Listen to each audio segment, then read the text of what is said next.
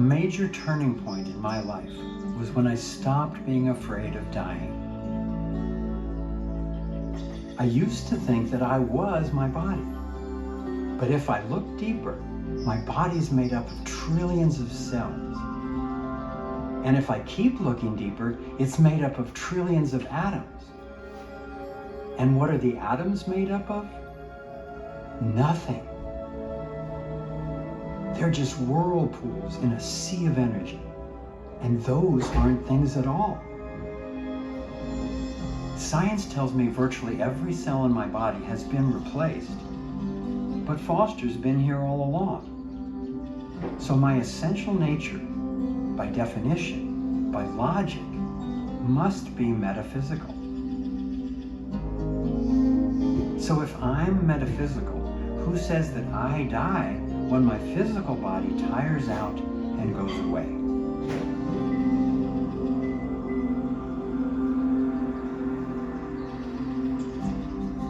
That's not only an intellectual understanding.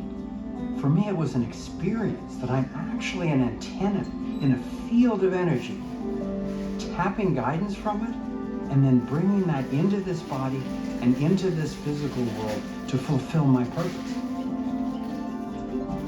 This is where science and spirit, physics and metaphysics, all came together and fueled my journey of exploring the innovations and the technologies that reflect this understanding. This blending of science and metaphysics has been a key topic in our lives for years. It's based on an understanding of energy, how it moves and interacts in the cosmos. I believe this interactive web of organized energy is exactly what Albert Einstein was seeking, but never found. The unified field.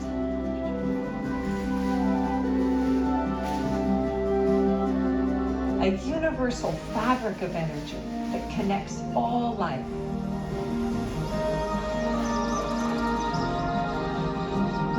The scientific story we've lived with for the past 300 years, based largely on the theories of Isaac Newton, has changed radically. Newton's universe operated like a machine, with discrete matter moving through a vast emptiness of space and time, with a separate human brain observing it. Looking at our cosmos as a connected field requires that we reconsider all that we perceived as separate, which is essentially everything. As we come to understand this web of energy and how to relate to it harmoniously, we will finally have a way for all life on planet Earth, not just to survive, but to thrive.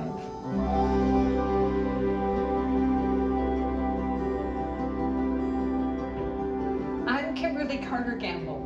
And I'm Foster Gamble. In 2011, Kimberly and I launched a film called Thrive. What on Earth Will It Take? The film has been translated into 27 languages and is now one of the most widely viewed documentaries in history. We connected the dots among seemingly disparate subjects, from an ancient cosmic code to cutting-edge physics, from rigged banking and political schemes to the suppression of new energy, holistic healing, and UFO phenomena. We unpacked what's in the way of humanity thriving and solution strategies for correcting the dangerous mess we're in. The patterns we highlighted are even more relevant in the wake of the global response to COVID-19. After the movie came out, we heard from over 1,000 innovators from all over the world. Scientists, inventors, medical doctors, and researchers who told us about their technologies, inventions, and insights. They claimed they had technologies that could do everything from cure cancer to access free energy. Clean, abundant electricity sourced straight from space. We knew they wouldn't all be legitimate, but we also knew that if just a few were what they claimed, it could completely transform our world. So we put together teams of engineers and doctors and other experts to travel with us to Africa, China, Thailand, Egypt, all through Europe, Costa Rica, Mexico, and all over the United States to find out what they had. Our attention shifted from possibilities to results. We weren't looking to make a sequel to Thrive, but the breakthroughs we saw were so profound that we knew we had to get this information out for others to see. With a gorgeous, abundant planet, fundamentally good people, and advanced technology, why are we in such a lethal predicament? Is there something that we're not aware of yet, the knowing of which would actually transform the quality of life on Earth and have us thriving? Let's find out.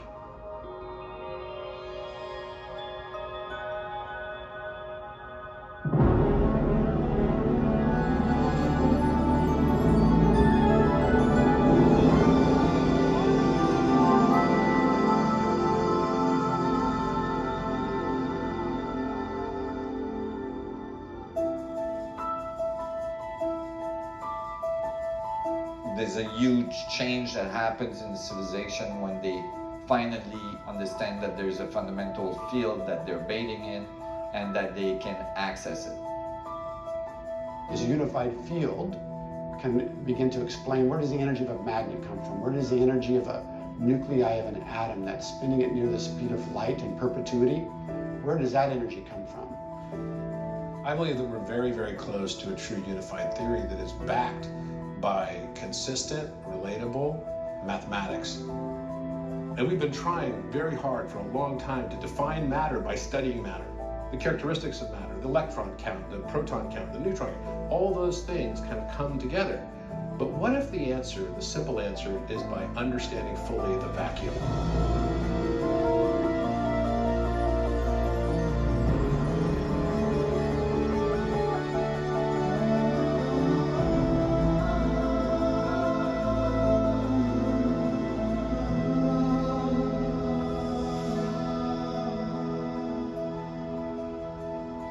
I've been studying the unified field and the phenomenon of accessing energy from it for more than 30 years. And since 1997, I've collaborated with cosmologist and inventor Nassim Haramein. He's probably more aware of the physics of how the universe works than anyone I've ever met, even though he was not traditionally schooled. I've seen him ridiculed and shunned by the traditional academic world, but I've just never seen him proven wrong. The space between you and I and the space between everything appears to be empty. We call it empty space commonly, but it's not. Space-time at a very specific scale of the Planck length is quantized with spherical units of Planck oscillators, billions of times smaller than the atom. You can think of it as like a fluid that permeates all space. It's a source of the gravitational field, it's a source of the electromagnetic field, it's a source of mass, it's the source of charge. So now we're starting to really understand the mechanics of it at a deeper level. What is possible is extracting energy from the ubiquium. It's all here, it's right here, that energy is here. We're not violating any second law of thermodynamics. We believe that the background energy of everything around us is full of power. And in a very, very small area, there's enough power to power our society for thousands of years. I believe that the new level of physics, the new level of technology that's emerging in the world, that's extracting energy from the fundamental field, are technologies that are finding a way to create a resonance link to this fundamental field. I call the primary technology that I'm developing to achieve gravity control the resonator. It is an instrument that's attempting to achieve high level of resonance coupling to the fundamental quantum field that's at the source of reality. Though the device is not finished yet, I think that they're working with the most advanced concept for accessing free energy from the unified field that I've ever seen or heard of. This device is built out of 2 coils that produces a magnetic field in the geometry of a double torus shape. And then it spins that field in coordinated rotation to create this singularity that hopefully couples to the vacuum. And that's what we believe it does to space-time.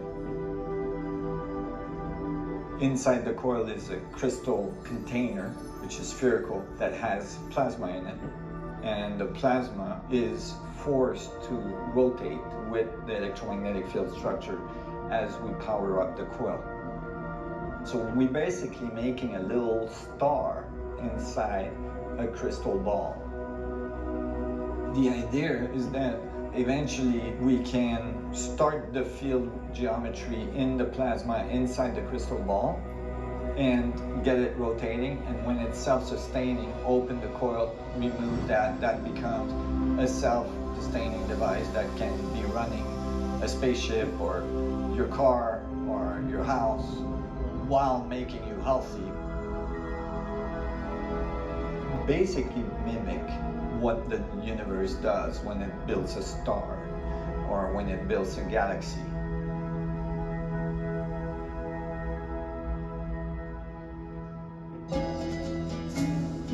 The next step for humanity, the next step in our evolution, I really believe, is to understand gravity at a deeper level and learn to control it so that we can birth our civilization into a space civilization, into a space colony. We can explore our solar system, we can explore our galaxy, and maybe even beyond. To me, resonance represents the new world that is emerging. Given how centralized energy can be used to manipulate and control people, and the dangerous and dirty ways corporations are extracting energy, we've been highly motivated to find alternatives. All the promising technologies we heard about were based on a common understanding that not only is everything energy, but that energy is always moving. That movement is called vibration, and frequency is the rate at which it's vibrating. When frequencies match in intensity, we get what's called resonance. We experience it as harmony. It sounds good, and it feels good.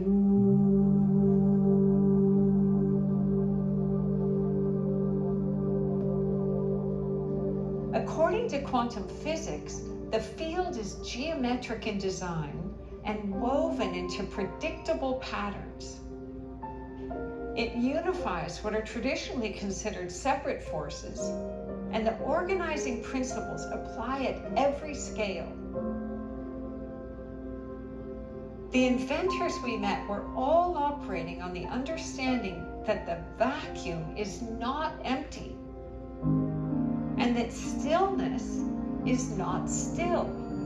It's a dynamic of absolute balanced energy.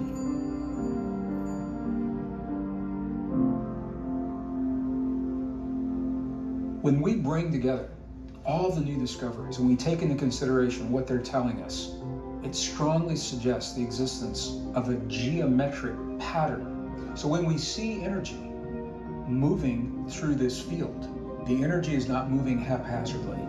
It is following preferred pathways defined by the geometry of the field itself. Geometry is not just points, lines, and planes like I learned in school. It's about the push-pull relationship of energetic systems, like the pull between the Earth and the Sun, gravity, and the push out from the Sun, radiation.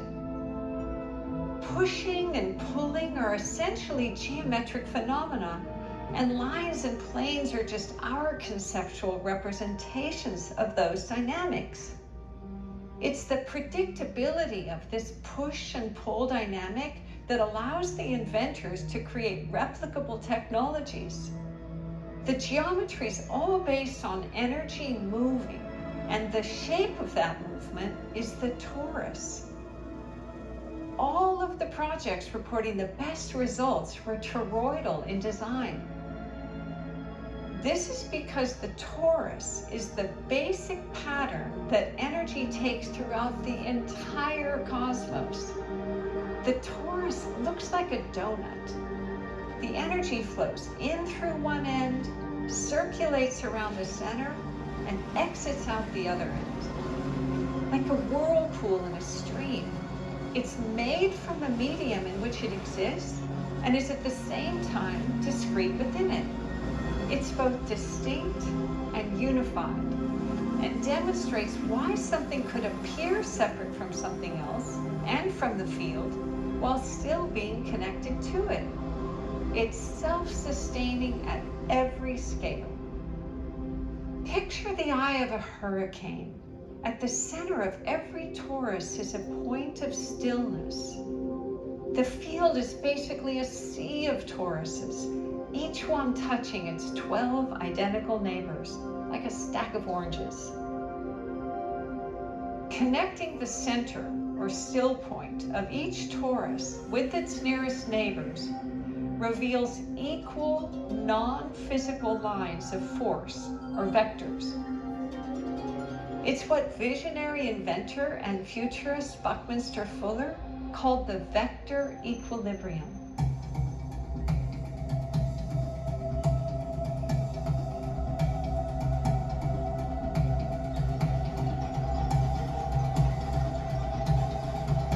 When this balanced state of equilibrium is extended without boundaries, it reveals that infinite fabric of space-time that Fuller called the IVM, or the isotropic vector matrix.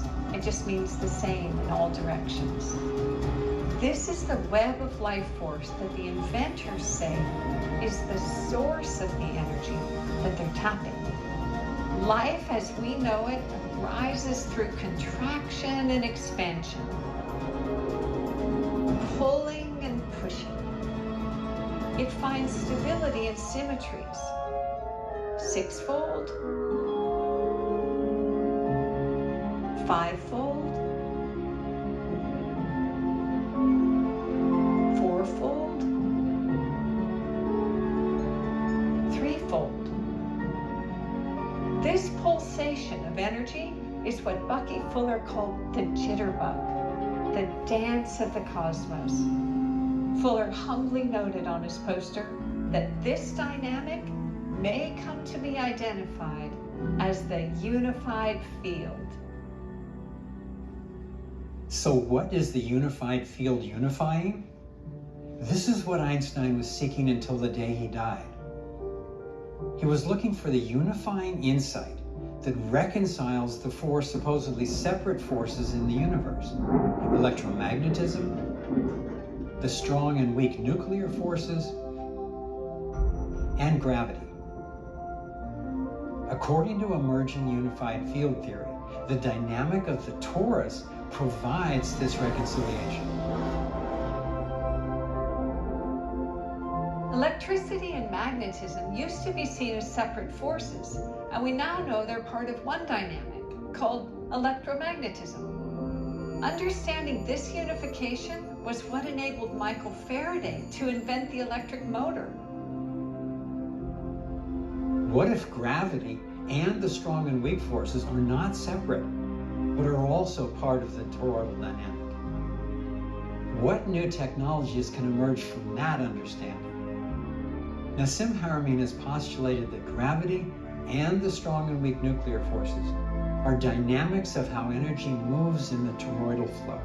In this light, gravity is a function of a whole field of infinitesimal spinning toruses being drawn towards larger concentrations of toruses that make up larger masses, as the moon is pulled to the Earth and the Earth is drawn to the sun.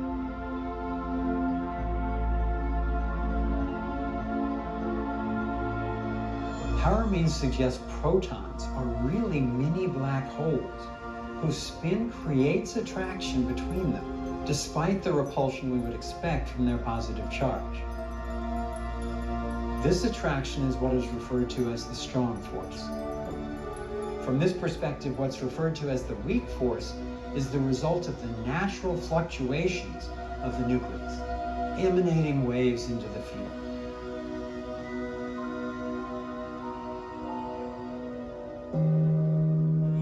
Unifying the four forces reminds me of the fabled blind man holding on to different parts of the elephant and describing it as a rope or a tree or a snake.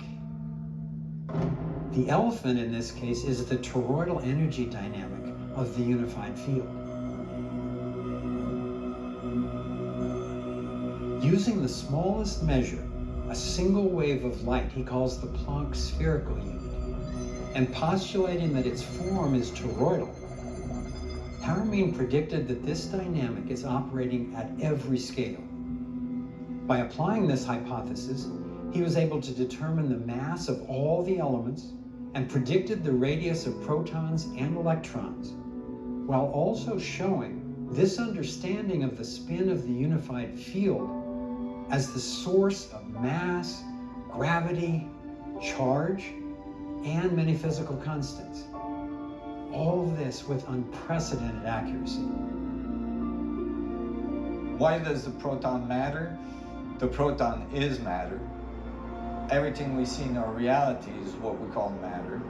If we understand the proton, then most likely that understanding will be correct at larger scale, and that's what we're finding.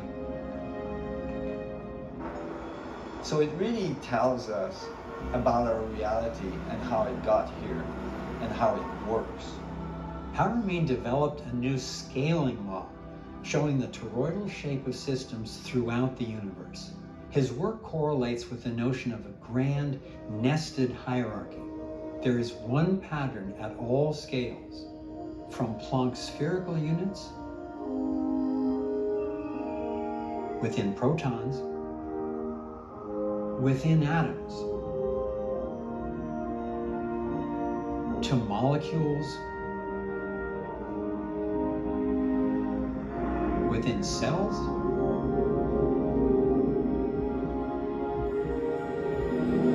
organisms, within planets,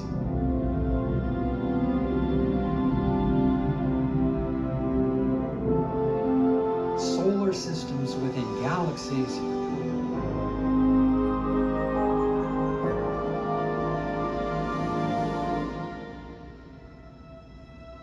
within a vast field of galactic clusters.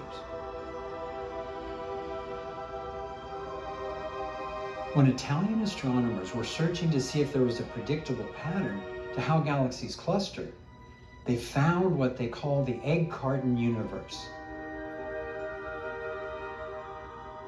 This pattern is identical to what we are discovering at all scales as the fabric of space-time.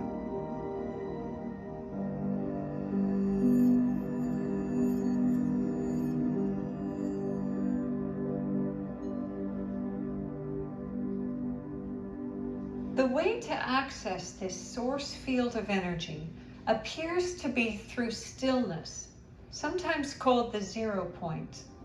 Stillness is not static.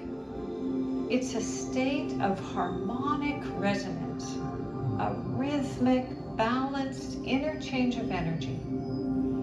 With energy frequencies, the state of complete balance functions like a straw. It intersects with the stillness at the center of each torus in the field, tapping into its pure potential. Stillness is a portal for accessing boundless electricity, developing healing technologies, expanding consciousness, or simply finding peace of mind. Energy moving creates sound, only some of which is in our human range of hearing. The unified field theory proposes that sound waves at different frequencies are what shape energy from the field into matter can see this phenomenon unfold in nature when sound waves interact with any form of matter, for example, fluid or sand. Acoustic pressure reliably creates specific, predictable patterns.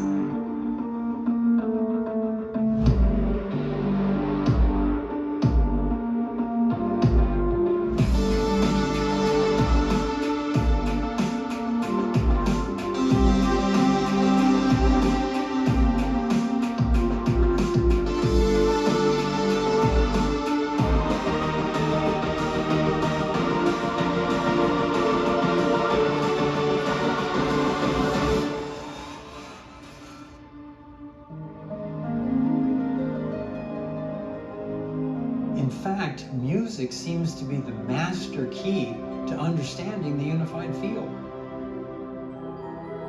Life is an acoustic reality, a sea of sound waves, and what we call music is how it's organized. Music is not something that people created. It's something that we discovered to work with because it already existed in the universe. Every planet has a unique audio signature.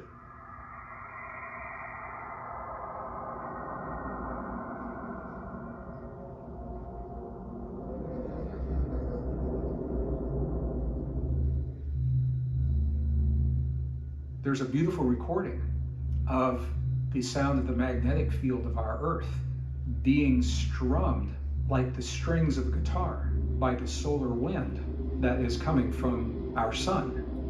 And when NASA took the satellite recordings and then bumped it into the audible range, it became possible for us to actually hear the song of Earth's magnetic fields.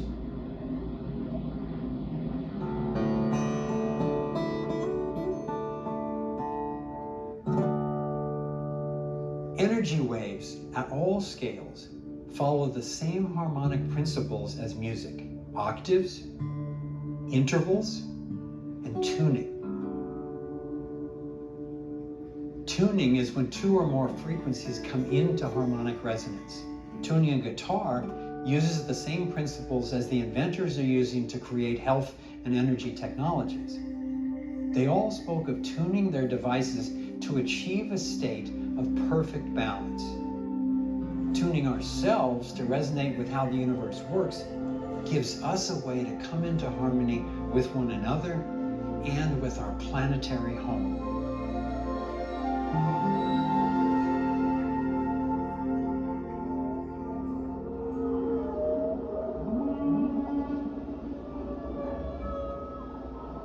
Music literally is the universal language. Universe, one song.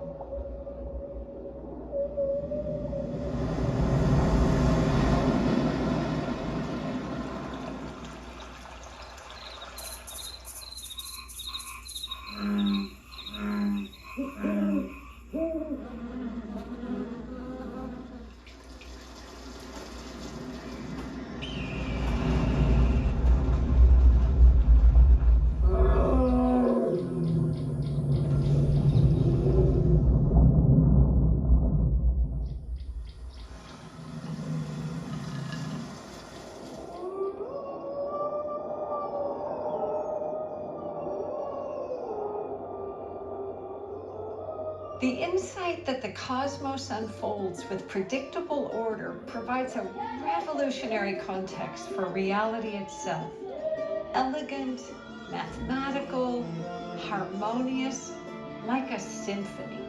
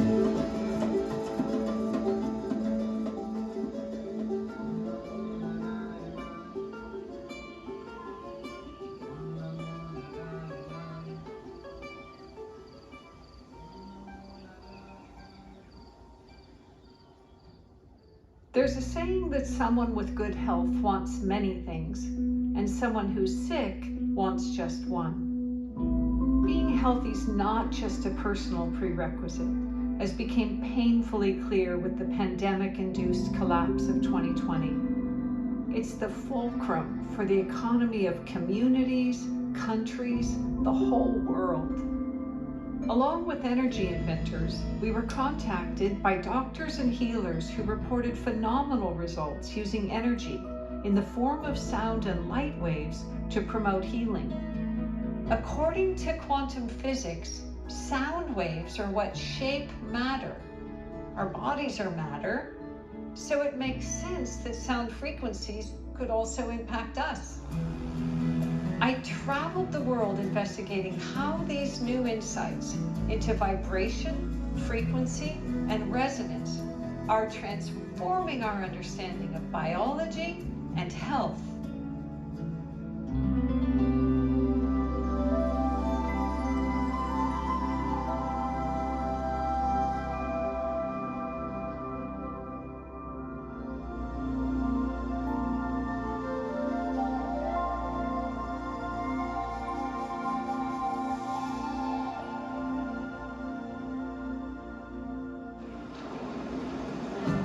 Health to me is clear communication between an individual and the unified field.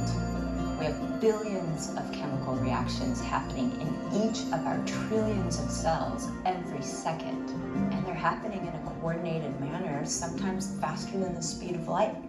What's responsible for that communication and coordination and connection? The field. Humanity has been given an idea that there are two realms to the universe, a physical, mechanical realm, the material things that we see, as well as an invisible realm. In a Newtonian world, only physical things can affect a physical body, and that led to the development and evolution of the pharmaceutical industry, which sells chemicals to affect our body. And then we find out from quantum physics that energy signals are profoundly more effective in controlling biology than matter. Chemistry, by its definition, is always associated with side effects. They're not side effects, they're direct effects. 300,000 people die every year in America from taking prescription drugs. If you're sitting around a table with 3 women, one of you is taking an antidepressant. We have half of Americans today opening up to 4 prescription bottles every day.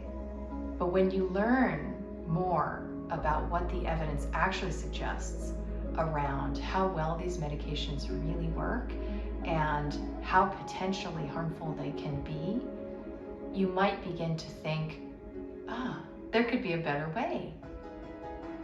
If instead of suppressing symptoms, our goal is healing, what would be different? All of the health innovators who I met related to the body with respect and to symptoms with curiosity. It's feedback. What's our body telling us is out of order? So to these healers, just suppressing a symptom is actually cutting off a much needed source of information, because they look to get at the cause of a problem rather than just stop the effects of there being a problem. I certainly don't mean to imply that your allopathic doctor doesn't want you to get well, or that there's no use for conventional medicine. It's good for all kinds of things. It's that the doctors don't even have access to the full range of options. Early diagnosis and self-help natural and energy-based cures don't benefit the pharmaceuticals. And pharmaceutical companies are the ones funding the medical education and influencing regulatory approvals and laws. What conventional doctors are taught and have access to is all funneled through the same centralized control matrix. Our life expectancy has fallen over the last few years for the first time in history. And now, if you look at the life expectancy in the United States compared to other countries, we're at 30th. We have the highest incidence of depression, obesity, yet we're spending more per capita on healthcare than any other nation in the world. The new science is based on energy medicine. You can heal with energy much more effectively than you can heal with chemistry. I was able to see hundreds of people treated with a whole range of energy-based technologies, including one that uses a chord of frequencies to create a still point, which appears to elicit powerful healing effects. It was developed by Dr. Todd Ovakaitis. At the level of physics, we know that the cells are always vibrating. In a sense, they're always singing a type of song. That song is the sum of all the vibrations of all the molecules in that particular tissue. So we had found a vibrational pattern that was somehow in resonance with the stem cell-like cells that caused them to intensely go where the beam had been. The theory is that each kind of cell has a distinct energetic signature that can be matched. And this technology appears to have found a way to do just that. I asked Dr. Beth McDougall to demonstrate what she thought was happening with this photoacoustic device. In order to really talk about how this instrument is affecting changes in the body, I'd like to talk a little bit about V cells. V cells, or VSELs, stand for very small embryonic-like cells. These are dormant stem cells that have been present in your body since the time you were forming as an embryo. This photoacoustic technology seems to hold the key to unlock the dormant DNA in these cells. Well, I was diagnosed with Parkinson's 3 years ago, and my experience of it up to then had been seeing my father suffer from it in the 70s and 80s. It was really the end of his productive life, and I was devastated to feel that that might be my fate as well. The results have been really life-changing. I got my body back, and I got my mind back. My father had Parkinson's for 27 years, and watching what he went through was one of the hardest things in my life. To see this guy's face and imagine what it would have been like for my father, to be able to restore his body and his mind. Now I just feel really grateful knowing the millions of people whose lives will go forward in ways that my father wasn't able to experience. The earlier that we can detect and decode symptoms of an illness, the easier it is to remedy the underlying cause. Historically, acupuncturists listen to a patient's voice to help with diagnosis. Two inventors I met are now running the voice through complex machine learning algorithms to detect imbalance in specific organs. They then identify the vibrational signatures of the deficient minerals or vitamins and feed those vibrations back into the body as sound waves through a headset.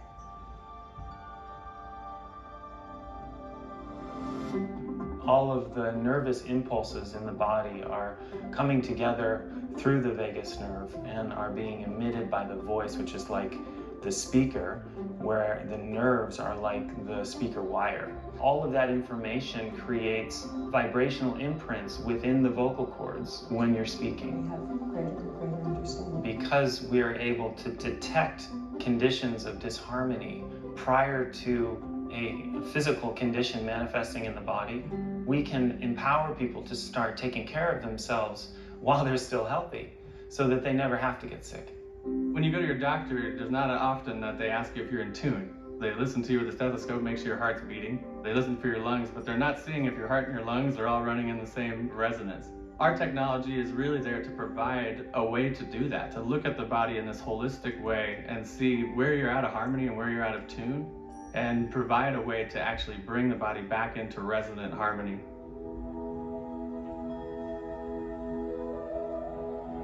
In my travels, I came across a team who reported fabulous results remedying all kinds of diseases by alkalizing the cellular environment. I had heard from a friend about a place his mom had gone where she healed from stage 4 metastasized cancer. He said she's not the only one. And when I got there, I saw the evidence. Hello. Hey, hi. The largest organ of the human body is called the interstitium, and it contains 60% of our body fluids. And this is what needs to be measured, both in its pH and its chemistry, in order to determine the actual health of the human body. So why doctors use only information from the blood for the diagnosis and completely ignore interstitial fluid? Dr. Galina Migalko and Robert Young use a combination of live blood cell, thermogram, sonogram, and other modalities. One device Dr. Migalko uses is the bioelectric scan, which measures the electrical charge of cell fluid. When we do interstitial fluid scans, which is the electrical potential of your cells, we look at it like your battery on your phone. The vitality of the charge reveals a lot about the cell's capacity to communicate. Salt is an electrical conductor, and cells communicate through electrical impulses. According to Dr. Migalko and Young, disease, including cancer, arises when the fluid in the interstitium loses its alkalinity, its salt and minerals, and becomes too acidic for the cells to communicate effectively, to stay in balance. Cancer is not a disease of the cells, but it's a condition of the cells as an expression of what's happening in the internal fluids of the body. So cancer can be explained as a condition. So I like to use it as an adjective. Cancer is a cancerous condition of the cell. This team's treatment is simple, affordable, and it has spectacular results. People came to Young Center from all over the world based on word of mouth. Out of more than 320 people using this protocol, 96% successfully resolved stages 1, 2, and 3 cancers, and 81% successfully reversed their stage 4 cancer. I was diagnosed in February of 2012 with stage 3 breast cancer. I came to the ranch, and within 2 weeks I'd lost 15 pounds, and my tumor that was at 3.18 reduced in size to 1.1. After 9 weeks, my tumor was completely gone. It took me about 3 months to reverse the colon cancer and the esophageal cancer.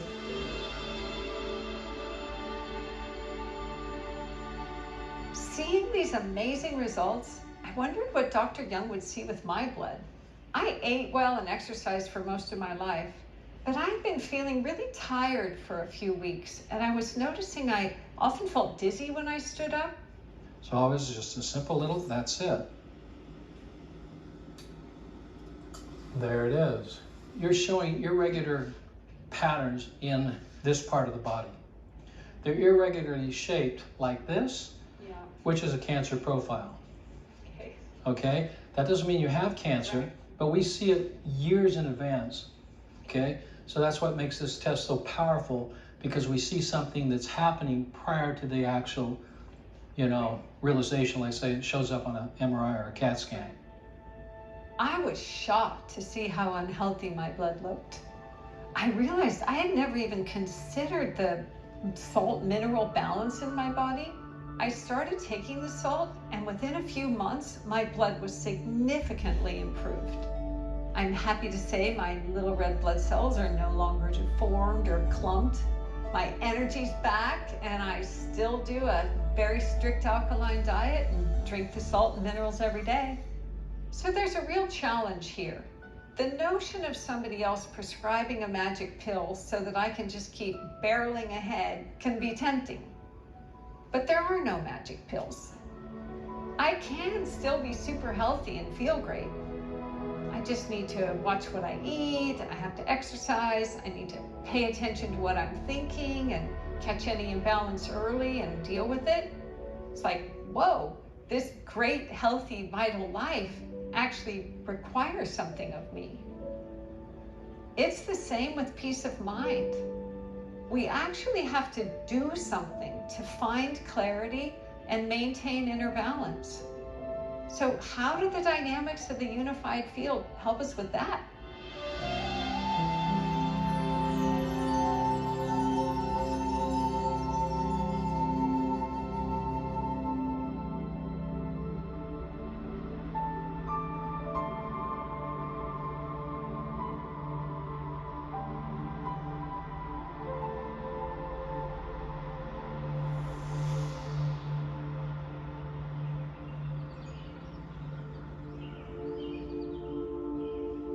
Consciousness is information. Consciousness is a living, breathing compendium or library of information that is informing the entire field around us. Not just here in front of us, locally, but distally as well. That consciousness has an organization. It has a pattern to it.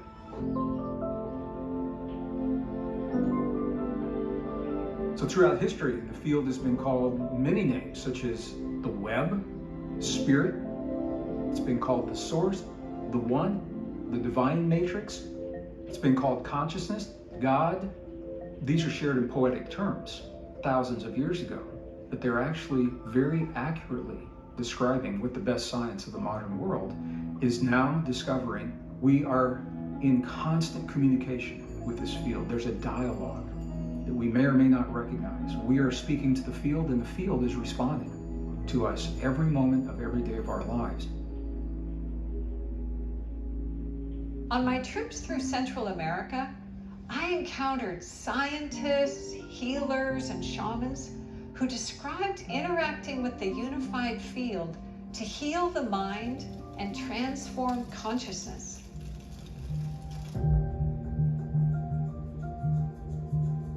For them, vibration, frequency, and resonance are tools for freeing us from our limiting beliefs and expanding our sense of what's possible. With their guidance, I experienced viscerally that the field was not something outside of me, but a living force within me. Consciousness actually evolves according to the same predictable principles and patterns that characterize the field. One of Foster's mentors, Arthur Young, not only invented the Bell helicopter, he also discovered a roadmap for how consciousness evolves throughout nature. Arthur Young's theory of process covers the entire sweep of evolution in 7 stages. In his book, The Reflexive Universe, The Evolution of Consciousness, he outlines how evolution is a process put in motion by purpose. A primal spark of consciousness from a field of pure potential begins to acquire new powers. From the push and pull dynamics of the subatomic realm to the acquiring of identity as atoms that then combine into molecules, each formation meeting the challenge to take the next step. It was when the molecule mastered temperature, a way to balance its inner and outer environments as cells, that life as we know it was born, a game changer. When cells mastered growth, plants were born. Then life, mastering mobility, created animals. And then, meeting the challenge of self-awareness, became human, became us. At each stage, a new challenge and a new capacity. Our human challenge, like that of the molecule, is to balance our inner and outer worlds, to come into harmony with ourselves, with each other, and with our environment. I believe that when we pass this test, what awaits us is a new freedom and creativity, the likes of which we can hardly imagine. Purpose is what drives the whole story. This is why knowing our purpose and aligning it with the dynamics of the field is so important. It can help us transcend the human conflicts that have taken us to the brink of self-destruction. Over the years, we've found powerful tools for evolving human consciousness. One of the most direct ways to tune ourselves to the field is with brainwave biofeedback. For many years, I worked with Dr. James Hart and his BioCybernaut technology. We did neural feedback research and training, teaching people how to reduce stress and to increase focus, healing, and intuition by getting real-time feedback on the frequencies of the brain. The brainwaves of most mammals, including humans, resonate at a particular frequency when at rest, but still alert. We're riding on a wave that scientists call the Schumann resonance, a frequency field surrounding the planet, vibrating at around 8 cycles per second. It's sometimes called the heartbeat of the Earth. It's like a still point, a portal between our inner and our outer worlds. Time and again, we observe yogis, Zen and Qigong masters, and proven psychics as they passed through that portal, remained awake and aware, and changed their states of consciousness the way most of us would switch channels on our TV. Dr. Hart's research shows that anyone can cultivate this ability to move between various brainwave states at will. It's a matter of practice. The notion that we're in a constant dialogue with the field helps explain how virtually all the scientists, doctors, philosophers, and shamans we met described getting profound insights, what they call downloads, in dreams, meditation, near-death experiences, or times of extreme focus.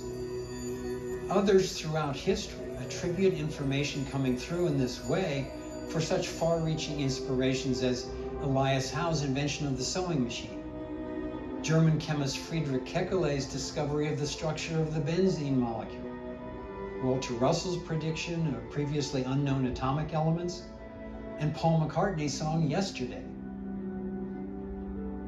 Virtually everyone I've asked reports similar experiences in their own life.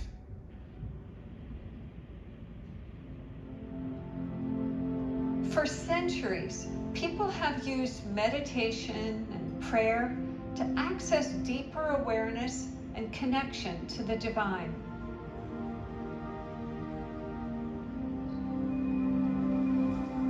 The silence and stillness required for achieving these states mirrors the process of accessing the field through the still point.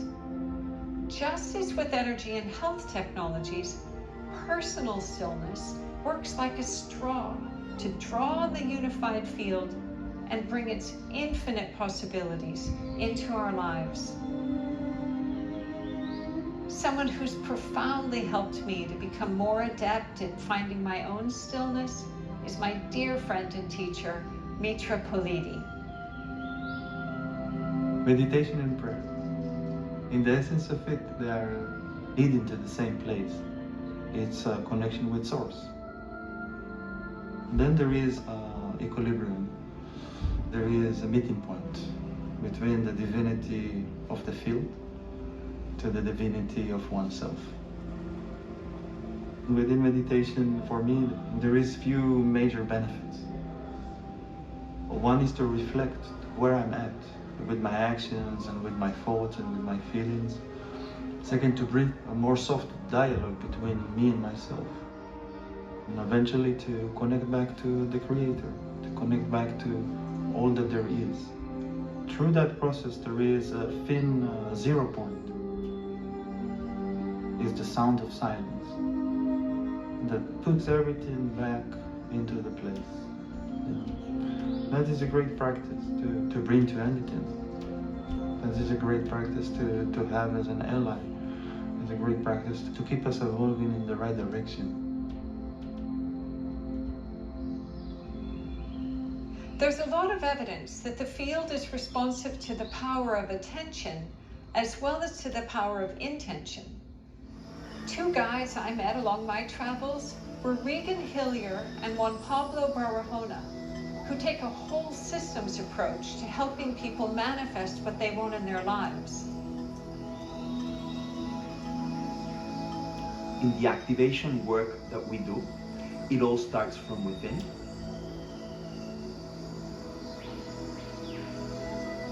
The more we expand our field and the more permeable we are to be in resonance, in vibration with the field that is around us, the more we can flow in synchronicity. It is a process of 7 stages related to the physical body, the mind, the emotions, the energy that flows through our nervous system and through our energy centers, and how that relates to the magnetic field that we emanate.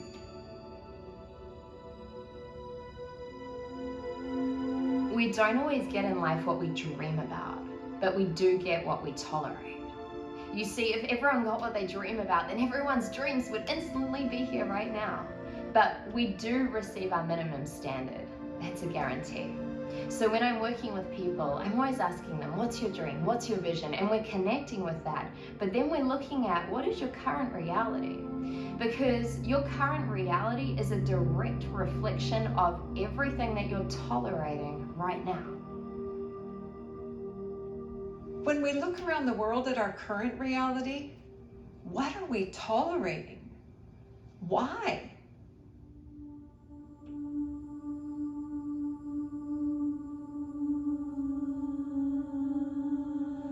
Getting in touch with what's possible and tuning ourselves to a greater resonance have beckoned humanity throughout the ages. One method used all over the world is breath meditation. With each breath, we literally draw the life force of the field into our bodies.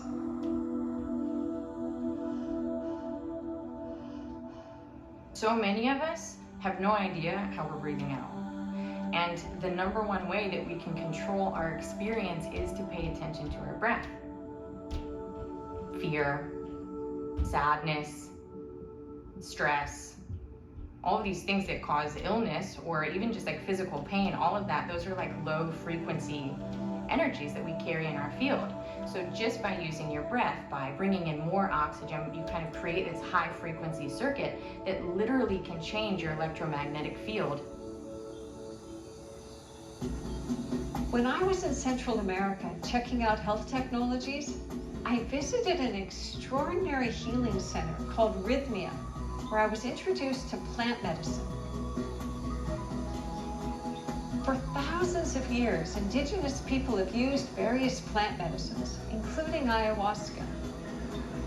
When ingested in a sacred ceremony, these natural substances can create an altered state of consciousness that's conducive to physical, emotional, and spiritual breakthroughs.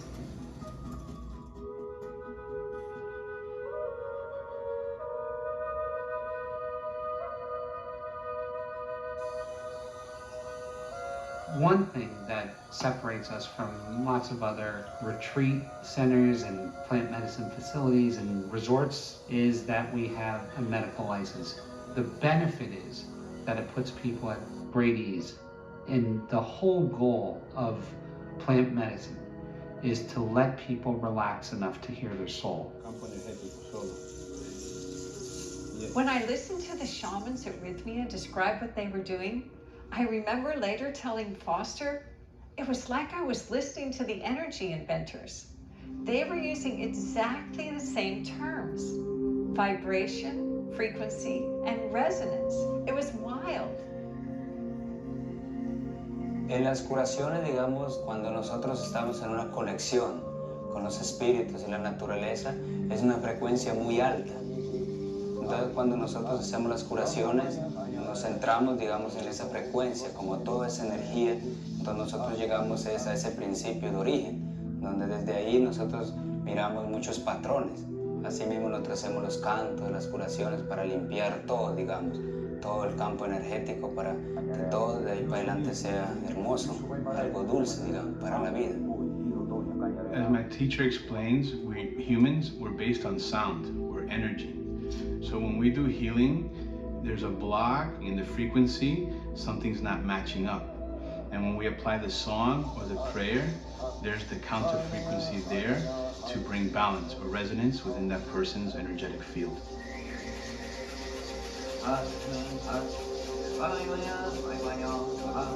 During the journey with the plant medicine, the reorganizing is happening first, so it can come in shape, in color, it can come as understanding, it can come as a death and rebirth process, it can come as a vision and insight.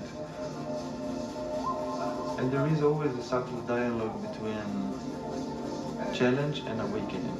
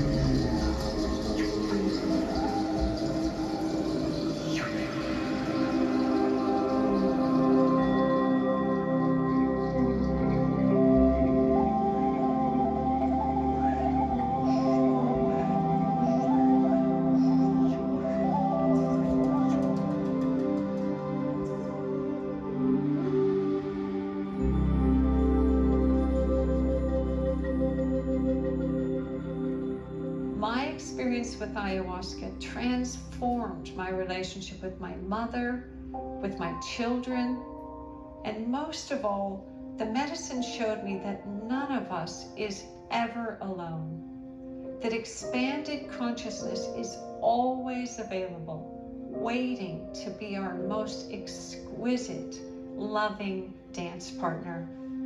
I realized that science, spirituality, and ancient wisdom all converge in the unified field.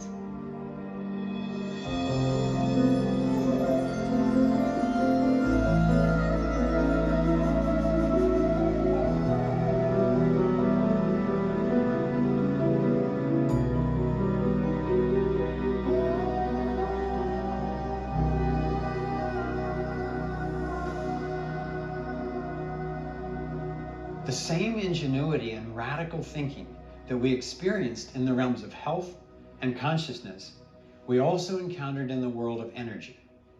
The inventors who claimed they had engineered devices that could provide limitless, clean energy described their work with the same terms as the healers and shamans: vibration, frequency, resonance, all characteristics of interacting with the unified field.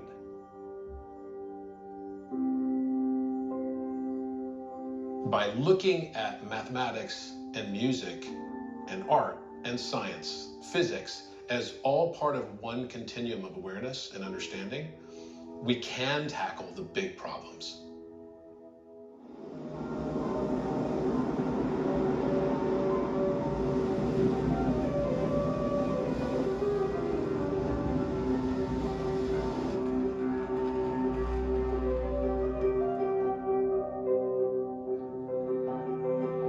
Understanding the musical and mathematical nature of the cosmos opens up a whole new way of thinking. A great example of this is an unlikely inventor that we found deep in the jungles of Costa Rica, Hart Akerson. The way I learned to think was with music. So when you're thinking in musical terms, you're thinking in another structure, and that structure could open up other doors that are not accessible through verbal or word-based communication.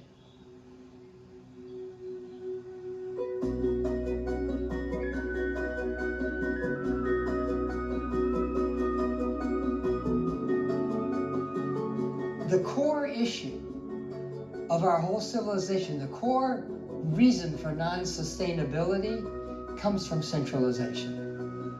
They have centralized education, centralized control of language, centralized dictionaries, centralized government, centralized religion, and centralized energy.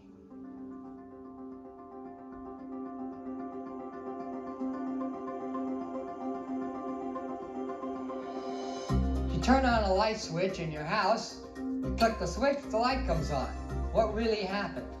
What really happened is maybe 100 miles away, there's a large generator producing enough electricity for hundreds of thousands of houses. It comes out of that generator and gets transmitted with wires at probably 100,000 volts. Then it goes into your house, through your breaker box, through the meter that the grid company has there, and goes through your switch, which has just completed the circuit, so that it can go through your light bulb and make the light come on. That requires an enormous amount of maintenance and capital expense to do that. So now we're contrasting it to a house that has a transverter solar system.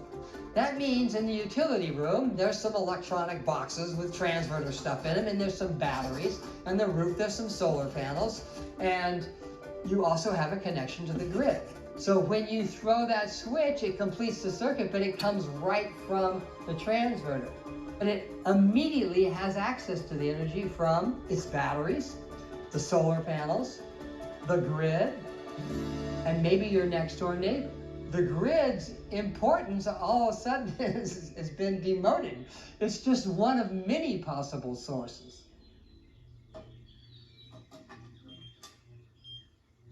We discovered that there are three main categories in the field of energy that we need to solve as a species. One of them is generation of energy, how we get it.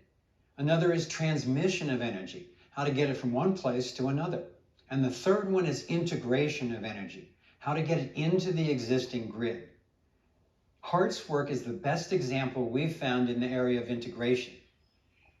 His technology takes solar, wind, geothermal, or these various so-called free energy technologies and adapts them to homes or to local grids with what he calls the Hart transverter. The reason I got the transverter system installed was because the power here fluctuates quite a bit, and there's a lot of power outages as well. And also having the energy security, knowing that, even when the power grid went out, we always had our essential electricity was running. Now we run 2 houses with a number of refrigerators, a pool pump, fans, even air conditioning. But we have a power purchase agreement as well, so any excess power we get credit for. So our electricity bills now run at about $10 a month. Which is just the rental for the meter. So there aren't really any bills.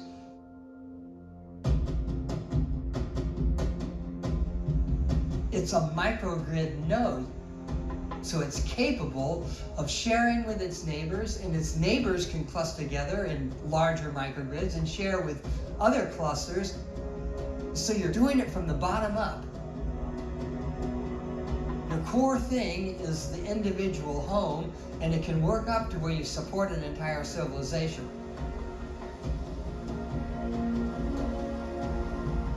It's kind of like a fractal. You've got a group at the home, you've got a bigger cluster of these, and it could cover the whole city of Boston, it could cover the whole United States. It could do our whole planet. We can't move from where we are today to 100% renewable energy with the grid system that we have. Renewable energy fluctuates too much, so it collapses and affects the grid in a negative way. Now, HEART has created something where we can actually transition from where we are today to 100% renewable energy without negatively affecting the power grid. And just knowing that we're part of that movement has been quite profound for me. We got to come up with solutions that we can implement, like yesterday. One of the principles of the field is that it's infinitely dispersed. Decentralization is aligned with that principle. We heard about these two brothers, James and Kenneth Corum, who spent the last 20 years working on energy transmission. Their aim was to reconstruct the technology behind Nikola Tesla's Wardenclyffe Tower, which was built to transmit energy wirelessly. That tower was destroyed by Tesla's financier, J.P. Morgan, who realized that wireless transmission would obsolete copper wiring and undermine the profits from his own copper mines. Tesla was using the work of a man named Zenik, who discovered a wave that travels almost instantaneously in the field around our planet. It follows the surface of the Earth, and when it moves, it doesn't have any harmful effects on human beings. Tesla was looking to ride the Zenik wave to transmit both energy and communications. The Corum brothers have apparently now recreated that technology with modern materials and achieved what Tesla had set out to do. You'll be able to put an antenna on your car that will just tap the field for electricity. You'll be able to put one on your home or your local power station. That energy can be tapped by an ocean liner crossing the sea with an antenna on top without burning any polluting fuels. The Zenik technology is the best one we found for transmitting energy in a low-cost and healthy way. These innovations in energy integration and transmission are brilliant and make it possible to keep a lot of our existing infrastructure in place. Of course, we also really need clean energy sources that are decentralized and affordable for them to transmit and integrate. Tapping into a field of infinite energy would do so much to improve the actual daily lives of all of us everywhere on this planet. That's why we've spent so much of our time and resources investigating inventors who claimed breakthroughs in the generation of energy. One promising energy source comes from hydrogen. It's the most abundant element in the entire universe. It's essentially everywhere. The key to hydrogen is that when it's ignited, it creates heat, and the heat can be transferred into power. So if we can do that efficiently and inexpensively, then we can use it to run our cars, our factories, or an entire community. It could substitute for dirty coal and repurpose the 15,000 plus coal plants that are wreaking havoc with the earth, the miners, and the people living nearby. It could also replace nuclear and fracking. But currently, extracting hydrogen from water is too expensive to be a viable option. In Thailand, however, we found a guy who claimed his team had discovered a way to access hydrogen for fuel absolutely cleanly and for virtually nothing. The inventor himself does not do media appearances, but he authorized one of his technicians, who built the device, to give us a tour. There's a gas in the water you can burn, so you can make a fire out of water. This inventor apparently has found a way to use earth minerals in a pressurized vortex to access pure hydrogen cheaply and efficiently. We found an easy way to make hydrogen. You don't need a big, fancy electrolysis factory. We find a system where the hydrogen comes out from a kind of chemical reaction. We have some special mix. The device that they've created to extract hydrogen is as beautiful as any energy technology I've ever seen. They found the secret of how to catalyze a reaction in this compound that then just gives off essentially free hydrogen. We asked ourselves the question, what does the world need? We think hydrogen is the best way to solve this problem. I was encouraged by the hydrogen device still under development. And what also really excited me were the technologies for extracting energy directly from the field. For over 20 years, I've searched the world for working free energy devices. A really common objection to even the notion of a free energy device is that it can't be, because physics has certain proven laws, and this would be in violation of that. So, if in fact there is a device that is running without being plugged into anything for long periods of time, such that it proves that it's accessing energy from somewhere else, then either the law is wrong or the law is misunderstood. And I think, for the most part, the law is misunderstood. The first law of thermodynamics states that an isolated energy-producing system can't generate more energy than goes into it. This may be correct within closed systems, but atoms, suns, galaxies, and the cosmos itself, like the magnet on your refrigerator, are open systems. The successful devices we are seeing are specifically designed as open, not isolated systems. So the limitations of the first law don't apply when it comes to accessing energy from one realm to another.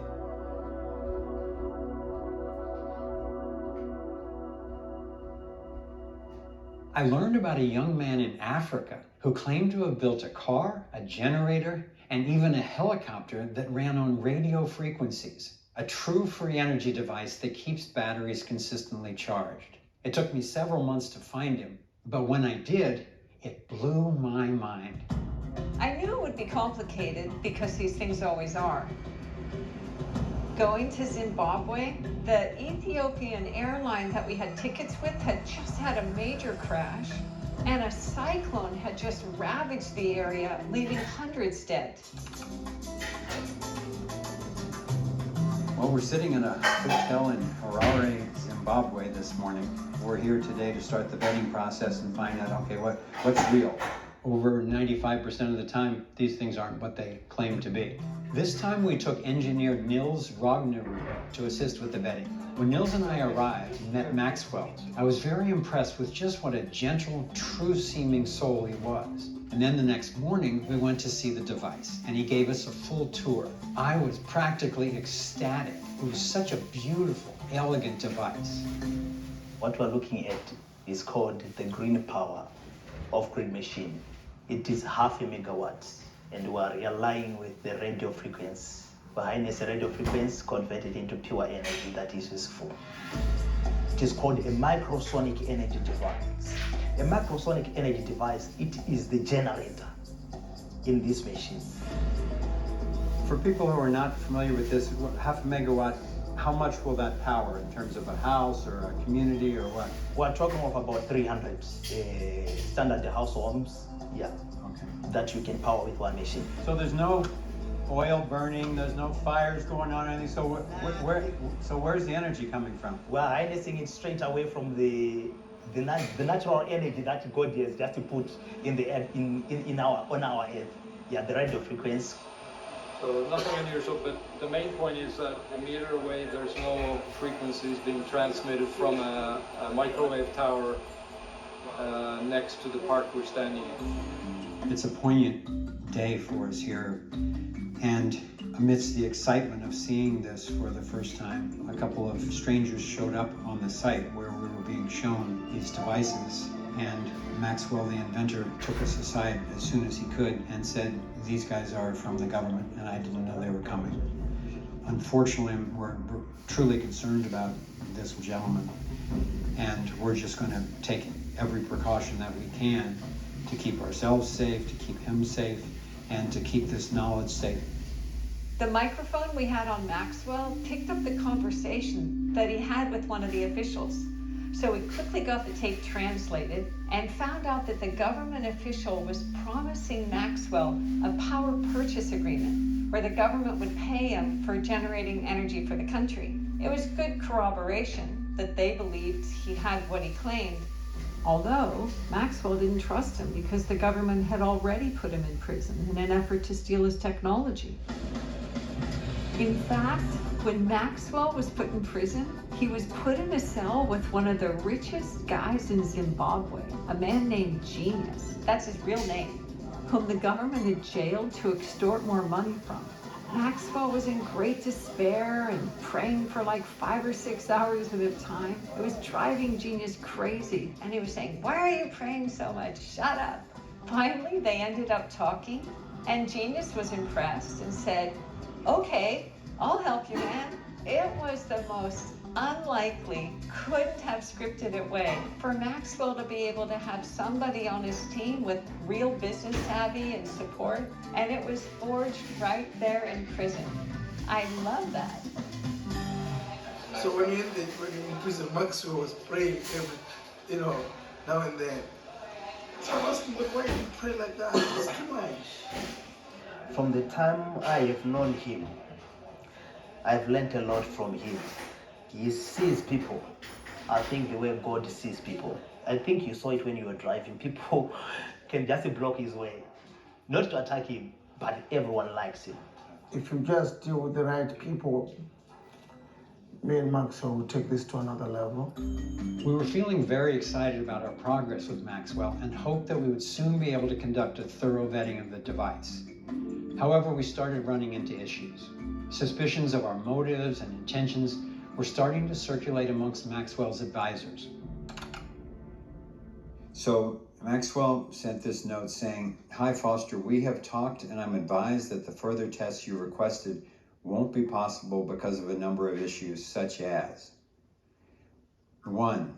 Where it's intended to be used, if on investors." The single most important thing of all this to me is we do the duration test so we find out, do we think that this technology is real as claimed or not?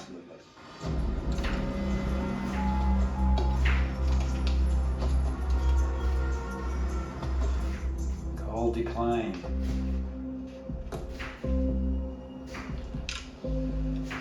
Okay then.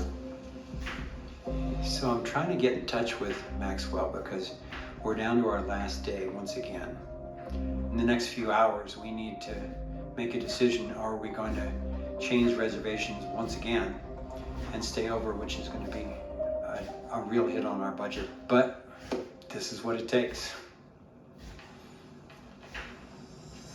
And is he ultimately, consciously or subconsciously, trying to get it so that we either have to leave, we just can't wait around any longer so we don't get to the result we came for, and we don't get to expose some potential problem with the thing.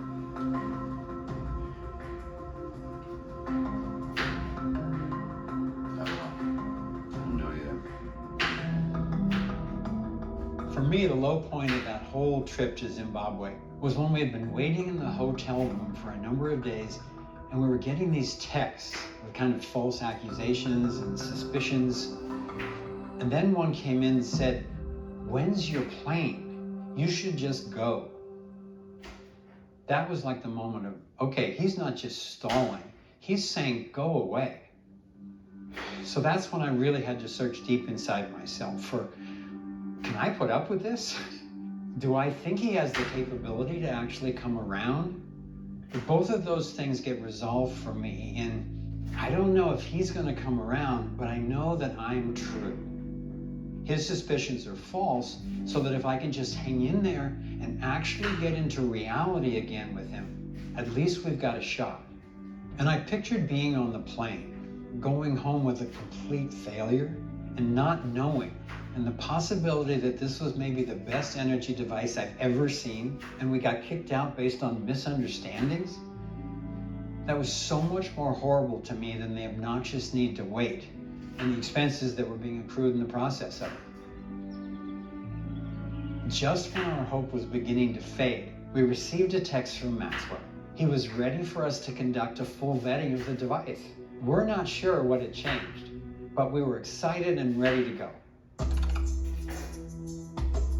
One final hurdle was finding some additional batteries the inventor needed for the test. Okay, so we're trying to come up with enough money to buy the rest of the batteries that the inventor needs to do the test this afternoon before we're supposed to leave tomorrow. Max explained that the energy tapped from radio frequencies runs through batteries, so the batteries don't lose their charge, but you still need them for the process. Found another envelope in the safe. This is Zimbabwe petty cash. We have another $90, folks.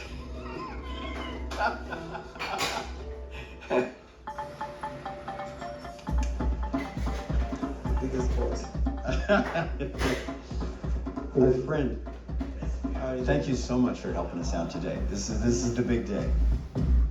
Yeah, what we're doing today will be so important for Maxwell and for you with other people who are interested in the technology.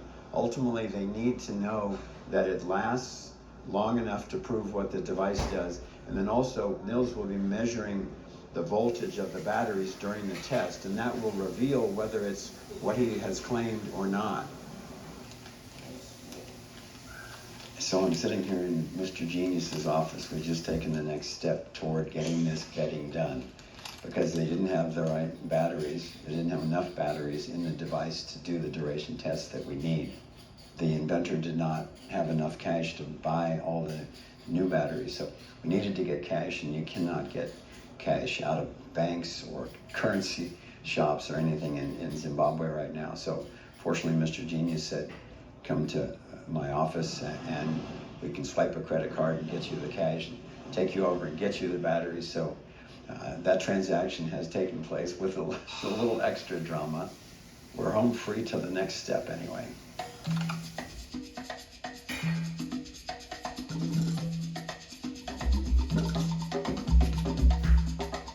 Big Balloon started at 4:36 p.m. We're here with Maxwell, and the test is starting. Once we arrived on site, our goal for the vetting was to establish that the device could power a welding machine, which uses a lot of electricity very quickly, for long enough that it couldn't be running on batteries alone. So you were asking where the energy came from. You mentioned the other day the sun, but it's not like solar energy. No, right? it's not. We're not using solar energy because this one is not even affected with clouds, light, and things like that. It just works. So the energy, the radio frequencies that you're harnessing, are they there in space, in the field all the time? Yes, they are. From the first day we started to test the machine, we have been analyzing and we saw that the radio frequency is there. But one thing that we want to know for sure is it alien or is it man-made from another planet, or is it from God? That's where we need, I think, scientific people to define exactly. But we know the radio frequency, we have everything. If it's still a fully charged battery, the test is successful. It's not screws. Oh, that's 217. 0.9. That's perfect. So that's the 18 batteries. Yeah, that's the 18 batteries. So that's higher than the nominal voltage. Dude! Wow! That is awesome. That's the 18 volt batteries. So it has higher voltage. Thank you. It's 2 thumbs up. Thank you so much. One final check of the battery voltage revealed a shocking result. Not only had the machine outlasted the expected battery life, but the batteries were still fully charged. This proved that the device was being powered from an unknown energy source. This is one of the happiest days of my life, and I am so proud of this man who has gone through so much. He's listened to the voice of the divine coming through him, and he's done whatever it takes to bring this through for humanity. So congratulations, my friend. Now we're gonna get you well. I got your emojis. We just finished, just got back to the hotel after a completely successful vetting. Oh my God, I really want to honor that every one of us would have left that situation. I am just super, super grateful for that. And I'm super grateful that we have an opportunity for people to see it, because it helps people so much to know what's possible. The test we did yesterday is historic. I still am digesting it, because it basically means the end of fossil fuels.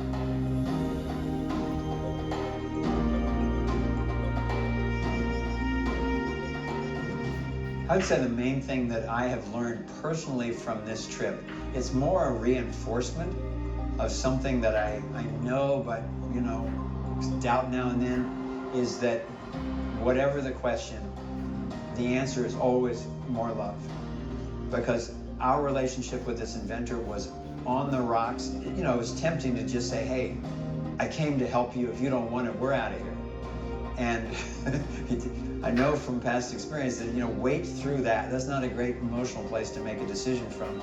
And we just kept telling him the truth, even when he didn't believe it, and then loving him even when he couldn't allow it in. And at the end, being with us, he could see that number one, our motives were true, and number two, we were treating him with love. We've spent the last 8 years traveling the globe in search of insights and technologies that could radically transform our world. And we found them. So why don't we all have access to these promising breakthroughs?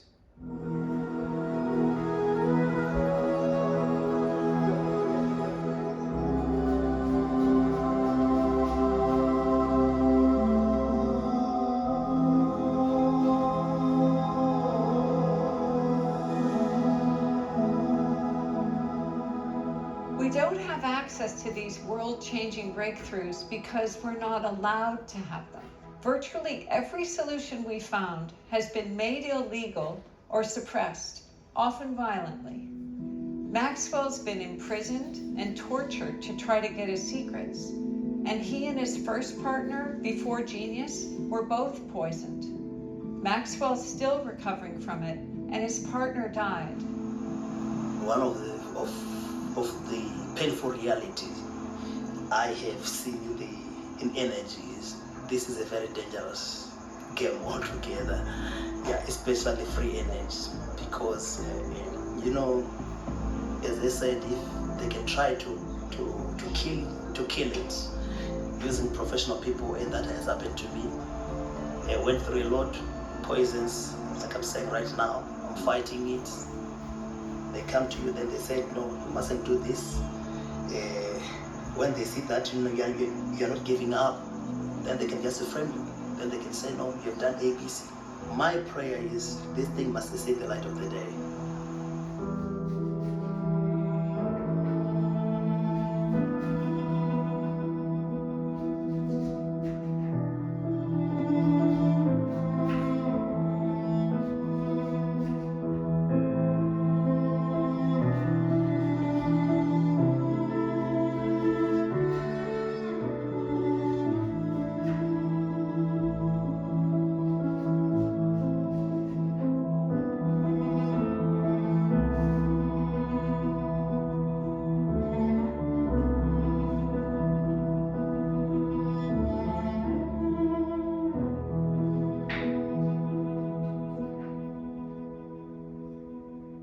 Innovators in any one sector often think that theirs is the only one being curtailed. That's not our conclusion. Dr. Young, whose non-pharmaceutical healing treatments were simple and effective, has also been imprisoned. This is the spot where I was arrested. So I had 13 counts of fraud, 12 counts of practicing medicine without a license, and 1 count of conspiracy. I was found guilty on 2 charges of practicing medicine without a license. So out of those 320 clients, I was found guilty on practicing medicine. The one was changing an IV, and the other one was removing an IV bag. So that's what I'm guilty of. The sentence was the most extreme. It was 3.7 years. On our way to see Dr. Young, we randomly stopped at a coffee shop where we met a woman who had worked with him at his ranch. In my first week there, I delivered a plate of food to a resident in one of the trailers, and I remember seeing he had a tumor on the back of his head. After about a month or two, he had checked out. He was ready to go home, and there was nothing but a smooth piece of gauze there, like it had just melted away. I remember just looking through the news one morning and seeing an article about a doctor from Valley Center who had been arrested or who was on trial, and when I clicked on it, I couldn't believe who it was. It just seemed, it makes me feel a bit emotional actually. It seemed very wrong for somebody who just wanted to heal and help people to be put through that.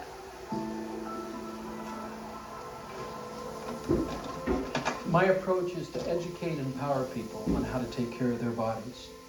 It's a self-care program. That we can have a debate is important. That we can talk about this openly without being threatened on either side. When we first heard about Dr. Young, I looked him up on the internet, and it made him look like such a quack. I called my friend who had initially turned me on to him to say, what's up with this guy? And he said, look, I traveled with him for a year and watched a lot of people, including my mother, heal from stage 4 metastasized cancer. You have to check him out. It's totally humbling to see how impactful it is when slander's used to marginalize these breakthroughs. Even I fell into it, and I've been slandered myself. So why, and by whom, are these innovations being suppressed? Is this just random bullying and corruption? According to our research, transformative breakthroughs in every sector are being systematically stifled in order to centralize authority. In our previous Thrive film, we detailed our conclusion that this suppression is the result of a well-organized agenda that is carried out through systems put in place at the highest levels of banking, government, medicine, food, energy, and information. Our investigations confirm that those seeking world domination, sometimes referred to as the globalist cabal, have the goal to suppress innovations in order to manipulate what we have, what we know, and what we do. Their agenda is not a thriving world for everyone, but global control by an elite few.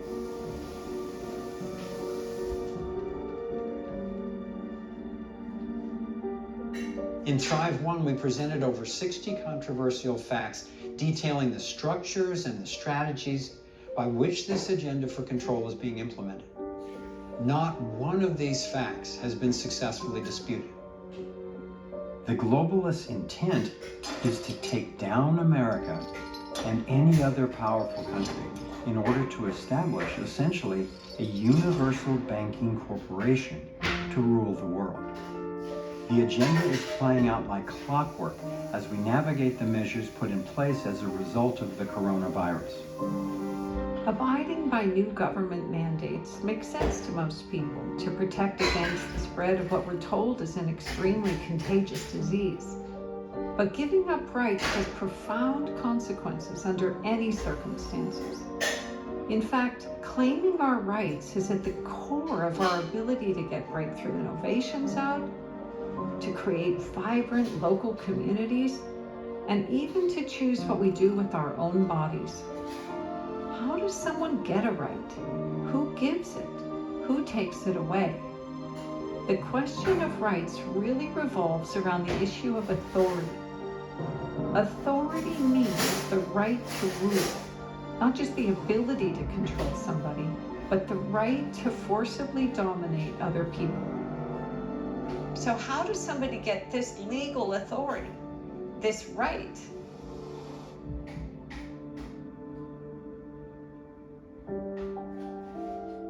If I as a single human being, can't legally stop you from taking a medicine that you believe will help you, then why and how does a government official claim the right to do it? There's both a rational and a moral incoherence here.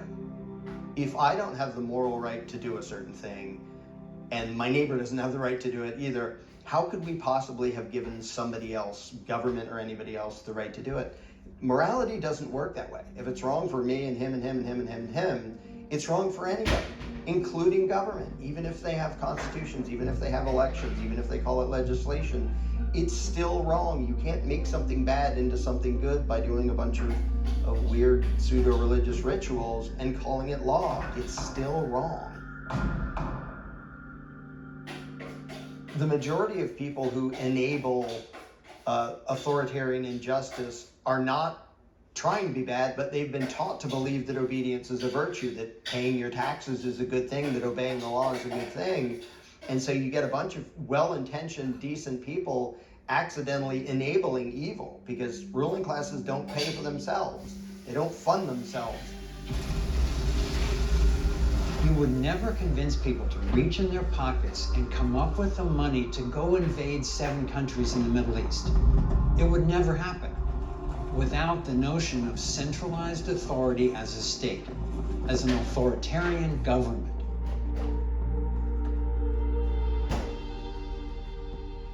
We've got clean ways to access energy, natural ways to prevent and heal illness, and tools to accelerate our expanding consciousness.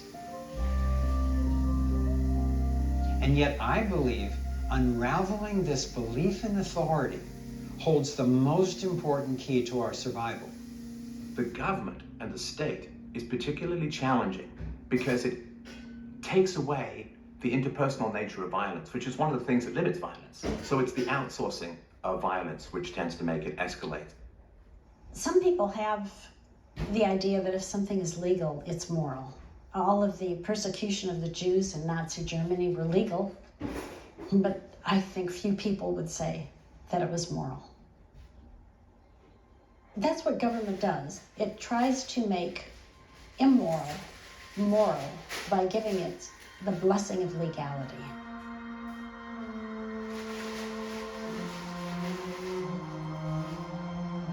More than 200 million people were killed just by their own governments, not even counting war, in the last 100 years. And obviously that's not what proponents of government want. There are 2 giant cons. And if we understand these, we can understand the predicament we're in and the way to get free. The first one is the myth of authority. If you can convince people that someone should be ruling over them, then all you have to do is make sure you're the one. The second is money. Once you've secured the authority to rule over others, then you can take over the money system and manipulate it to maintain your control. With a monopoly on force, which governments have, and the ability to tax and to print money, a small group can potentially take over everything and everyone. Despite their rhetoric, governments always look to expand their power and increase their control until people revolt. And when a revolution brings a new regime into power, it's not long until that regime begins to expand that power until the cycle just repeats all over again. Replace, expand, revolt, repeat. Across the globe, people are frustrated and protesting. And they're frustrated with protesting. From Occupy, Yellow Vests, and Hong Kong to Venezuela, Brazil, China, Brexit, the United States, and countless others. What is the resolution that's missing? We propose that it's to reclaim individual sovereignty and create protective rules without any authoritarian rulers. We've come a long way from the pharaohs, kings, and dictators to the presidents, premiers, and prime ministers of today. But we're not there yet. Democracy even if it were honest, is still majority or mob rule. You still have up to 49% dissatisfied. The one thing we haven't tried is true equality of opportunity, based on non-aggression, with everyone accountable for their actions and no one authorized to rule over anyone else. The idea of our being accountable to moral rules instead of rulers has been brewing for a long time. Epicurus called it natural justice. John Locke in the 1680s called it natural law, being all equal and independent. Herbert Spencer in the 1850s called it equal freedom.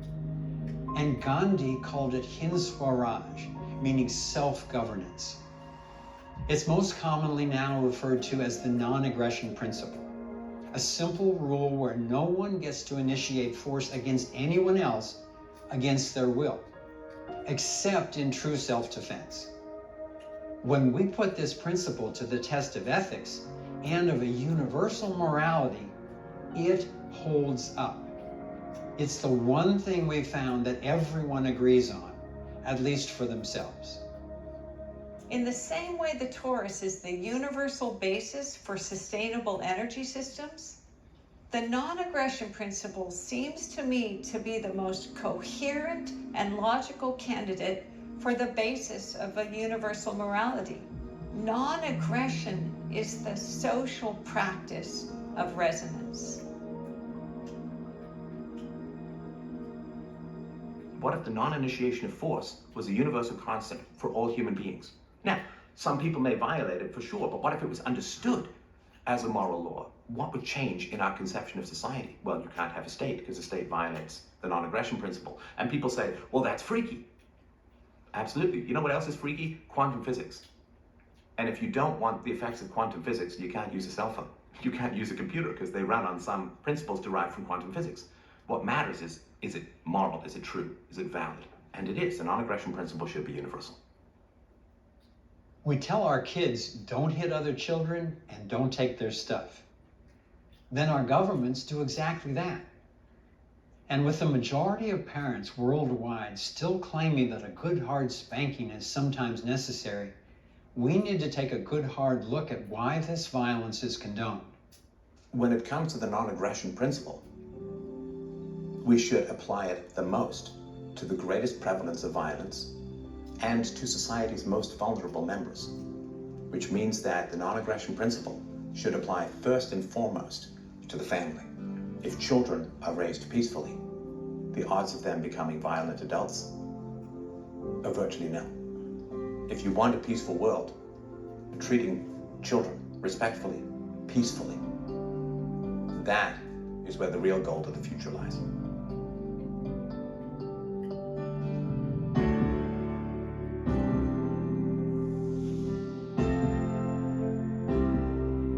The supposed legitimacy of some people having rights that we don't all have is so pervasive, so unquestioned, so woven into the fabric of our lives that to unpack it, let alone transform it, really requires shaking things up. It was my grandmother Amelia who taught me about critical thinking. She said, you have to be able to try on an idea like you try on an outfit in the store. You don't have to buy it. You can even take it home and then later return it. Well, she lived to be 103 and said there is no way she could have navigated all the changes that happened in her lifetime if she hadn't learned how to suspend disbelief and temporarily hold conflicting views long enough to determine the highest truth.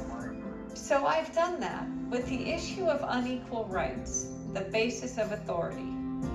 And the highest truth I've come up with is that equal individual accountability is the cornerstone of freedom and thriving. In fact, I believe integrity is to a person what resonance is to the field. The definition of integrity is the state of being whole and undivided. unified. Self-ownership is sort of a shorthand way to describe a very basic principle that almost everybody just understands instinctively. To say I own myself, it might sound a little bit schizophrenic, like I'm a table or something, but ownership means to have the exclusive right to decide what is done with something. And so when I say self-ownership, I just mean I get to decide what's done with this and what's done with my mind and my body and my time and my effort. And the same is true of every other individual. So most people instinctively grasp the concept of consent. And we all know that, but we're taught that there's an exception when it comes to the law and authority in government. This is especially clear with measures imposed to track and address COVID-19, including increased funding for the rollout of 5G that empowers the Internet of Things to turn what we think of as appliances into tracking devices in our homes and schools. There are known adverse health effects, especially to children, of 5G, yet over 20,000 satellites are now set to blanket the globe, pulsing electromagnetic radiation from the ionosphere. The new 5G technology will also have millions of ground antennae, immersing people in a toxic sea of microwaves. If there's no voluntary choice, there's no self-ownership, no freedom. I'm not so sure that the reason for rolling out 5G is connected to profit per se, but when you talk in terms of dragnet surveillance and being able to dial into the frequency of an individual and to be able to target them in their own home and see them through steel and concrete from satellite 24 hours a day, we've taken electronic totalitarianism to its absolute acme point. Remember, Xenic technology has the potential to get us fast data transfer speed without these negative effects. A sovereign individual believes we own our own thoughts, our bodies, and the fruits of our labor. Being sovereign doesn't deny our social nature or our essential need and desire to care for one another. On the contrary, sovereignty is the foundation for all people having equal rights and equal opportunity. The drive towards centralizing authority over our lives shows up in every sector. In Thrive 1, we created a checklist of what the globalists would need to control to achieve their goal of complete domination. Let's check in on the status of that. With energy, we showed that this elite cartel already controlled oil, gas, coal, and nuclear, and were suppressing new energy because it would undermine their consolidation of power. We came to see that in each sector, there's an escape route from the matrix, a release valve for humanity. And it's always characterized by strengthening individual sovereignty, decentralizing power, and harmoniously aligning with the principles of the field.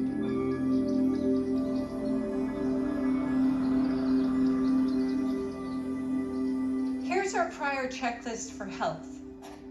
Except for natural and alternative treatments, the controlling elite have it all locked down. Currently, the risk involved in providing alternatives is serious. An inordinate number of holistic doctors in the US have died mysteriously in the last several years, many of whom were working on natural cancer treatments or exposing the link between vaccines and brain damage.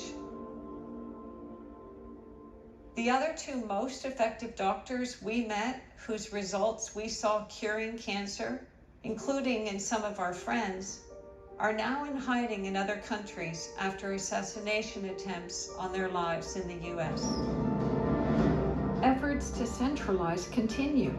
The World Health Organization, the CDC, the Gates Foundation, Gavi, Microsoft, Google, GlaxoSmithKline, they're all in cahoots with this toxic, totalitarian takeover. Amazon is becoming an online pharmaceutical dealer, which I suspect is part of what's behind their censoring information about natural remedies. Monsanto is now operating under the auspices of Bayer, so environmental toxins that make you sick and the companies who sell you drugs to manage the symptoms are all in one big funnel, which is why they're intimidating and eliminating those who would bring non-pharmaceutical natural healing. What's the relief valve? Freedom to explore ever new breakthroughs in biology, consciousness, and resonance for radiant health. When we were in China, we went to this city called Shenzhen, where the US and other countries are testing surveillance technologies under the Golden Shield program. These are the control tools that track people's every move to inform what is now known as the Chinese social credit system. Under this system, the government doles out or withholds normal rights, accessing your bank account, buying certain goods, or getting on a plane based on obedience to the state.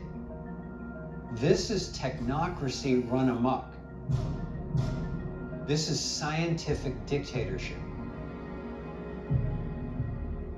The gift of life is calling and guiding us toward harmonious fulfillment of our human potential for creativity, cooperation, and love, not to surrender our conscious evolution to sociopathic control freaks or artificial intelligence robots.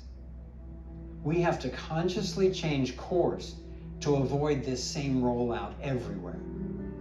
Especially in the aftermath of COVID-19, which is being used to collapse economies, expand surveillance, impose universal vaccines, and justify global governance. When I was vetting the new health technologies, I noticed that many of the patients who were willing to explore the bold new approaches were the ones who had already exhausted traditional options, and they were in stage 4 metastasized cancer. I would say that right now, life on this planet is in stage 4 metastases. It's time to get bold. When we dare to go deep enough down the rabbit hole to truly understand what is going on in the darkness behind closed doors, it empowers us with the information we need to solve the huge problems we face. There is light at the end of the rabbit hole. Everywhere there's a problem, there are people working diligently and effectively to solve it. People around the world are waking up to this issue of informed consent. And more cities and counties are banning the dumping of brain-damaging fluoride into their water supplies. Perpetrators are getting exposed as they're going for official approval to do legally the atmospheric aerosol dumping that they've been doing covertly for more than 2 decades. And as a result of organized pressure from people impacted by Monsanto Bayer's glyphosate herbicide, it was finally reclassified as a carcinogen. Now it, along with more and more genetically modified crops, is being banned from counties and countries around the world. Protests are also emerging worldwide against the involuntary, sickening radiation that comes with 5G. The common theme to all of these solutions is restoring the wholeness of natural systems. One of the most far-reaching actions we can take is to support organizations and countries working to establish legal rights for nature. It would significantly help limit pollution and restore ecosystems. Of course, we all need to access resources from our environment to survive, but we can prevent the destruction of ecosystems in the process. And we need to. All life matters. Centralized money is pretty much the linchpin of the entire domination agenda. Primary perpetrators tend to be in the financial industry because it's the money that gives them the ability to control politicians who control the military, who control people. They've almost completed their plan to have the entire world funneled through one debt-based fiat currency system.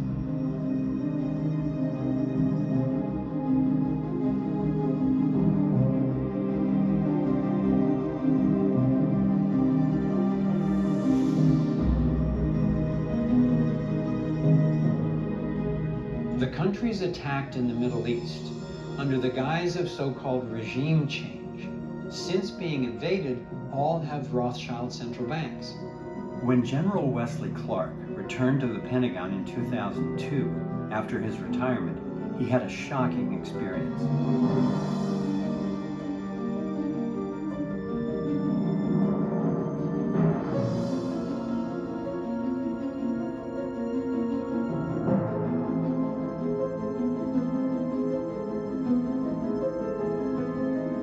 The only countries which have not been absorbed into this banking scheme are in the crosshairs: Iran, North Korea, and Cuba.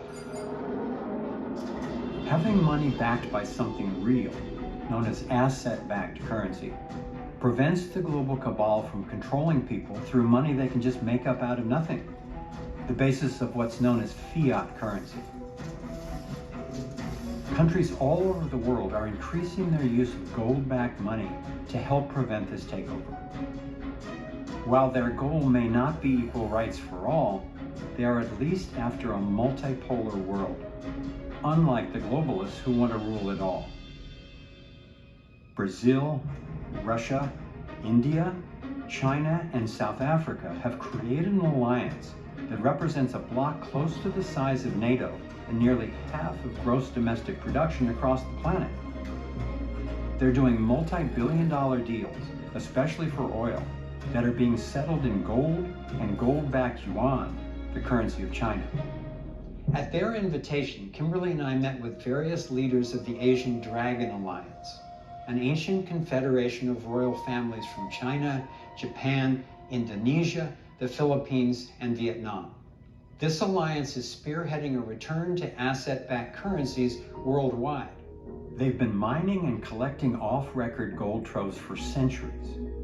They helped to create the Asia Infrastructure Investment Bank, backed by $200 billion in gold, as an alternative to the IMF and World Bank, which have destroyed the economies of so many countries with their unrepayable loans. They've also helped to create the Shanghai Gold Exchange, which deals in real precious metal assets rather than the fiat paper scams by which big banks have been manipulating metals markets for years.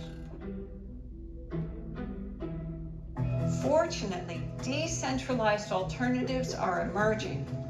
Innovators all over the world are creating authentic blockchain and asset-backed alternative currencies.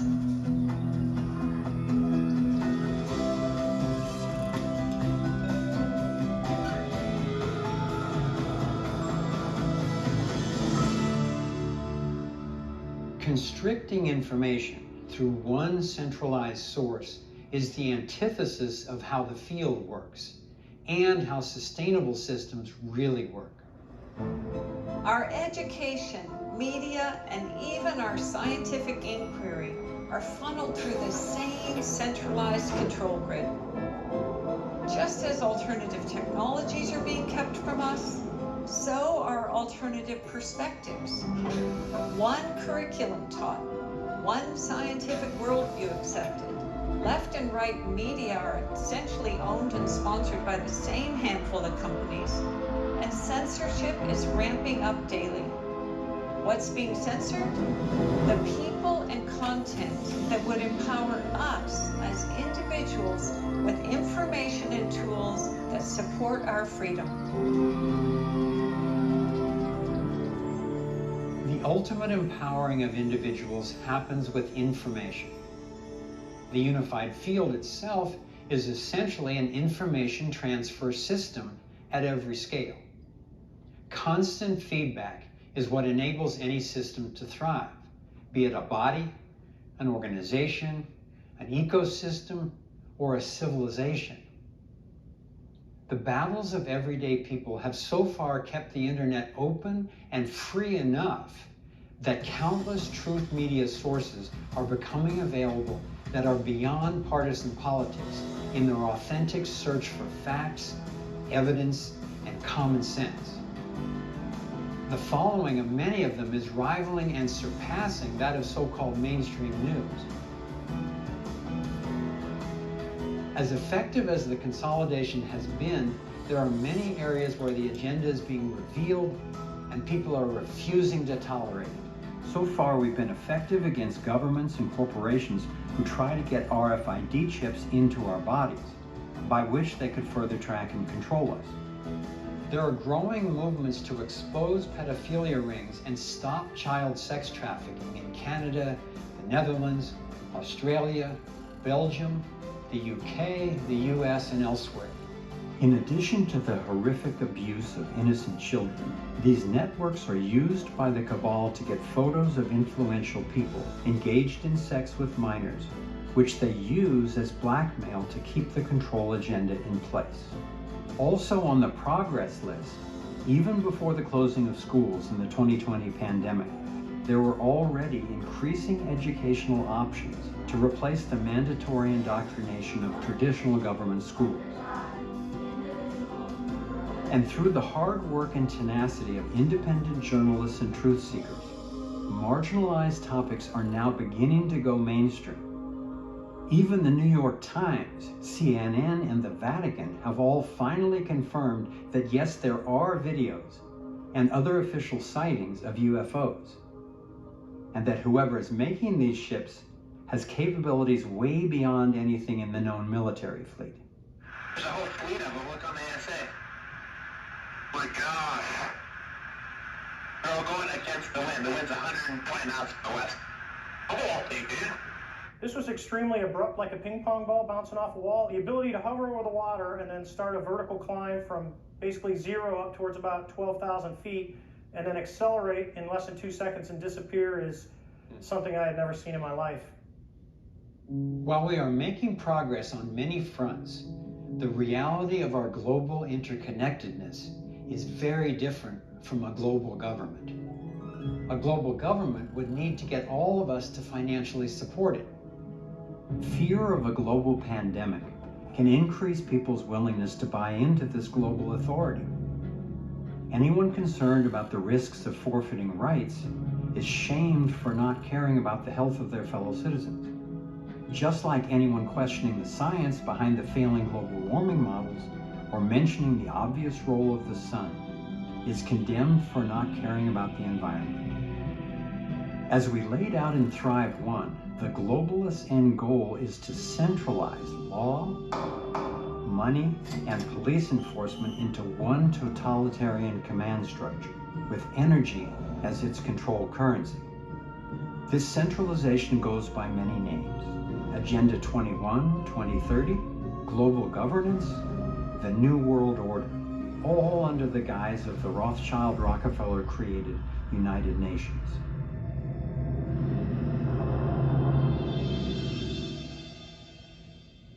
Free energy would do more to obsolete toxic fossil fuel emissions than anything on the table. There are ways to address our obvious need to control pollution without creating a tax base for global tyranny. Giving up our rights for the supposed good of the group appeals to our natural compassion and goodness and leads to our own demise. The core struggle for a thriving civilization is not between nations, political parties, races, genders, or classes, but between those who want to be free and those who would continue to steal freedom from us. The justification for initiating violence comes in different forms, but the outcome is always the same. The Nazis endorsed it for racial preference. The communists condoned it on behalf of a social class. The social democracies claim the right to initiate force whenever they deem it serves the common good.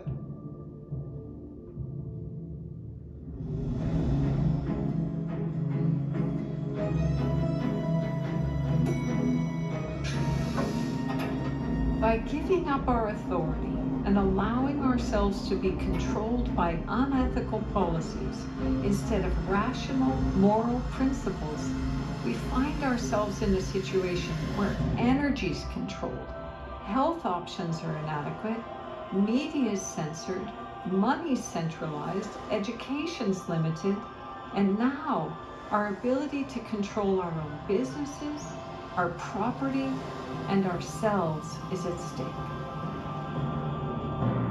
The definition of socialism is government taking over the means of production. That means all products and services, transportation, education, manufacturing, food, agriculture, media, energy, money, healthcare, and more. In recent times, it's democratic socialism that's touted as the system by which most people will be cared for and prosper. But systems based on unequal rights will never meet the needs of most people in the long run. It doesn't work that way. Millions of people throughout the United States and all over the world rely on government for their basic needs. The point isn't to abandon these people. It's to develop strategies for transition to a free world that empowers them.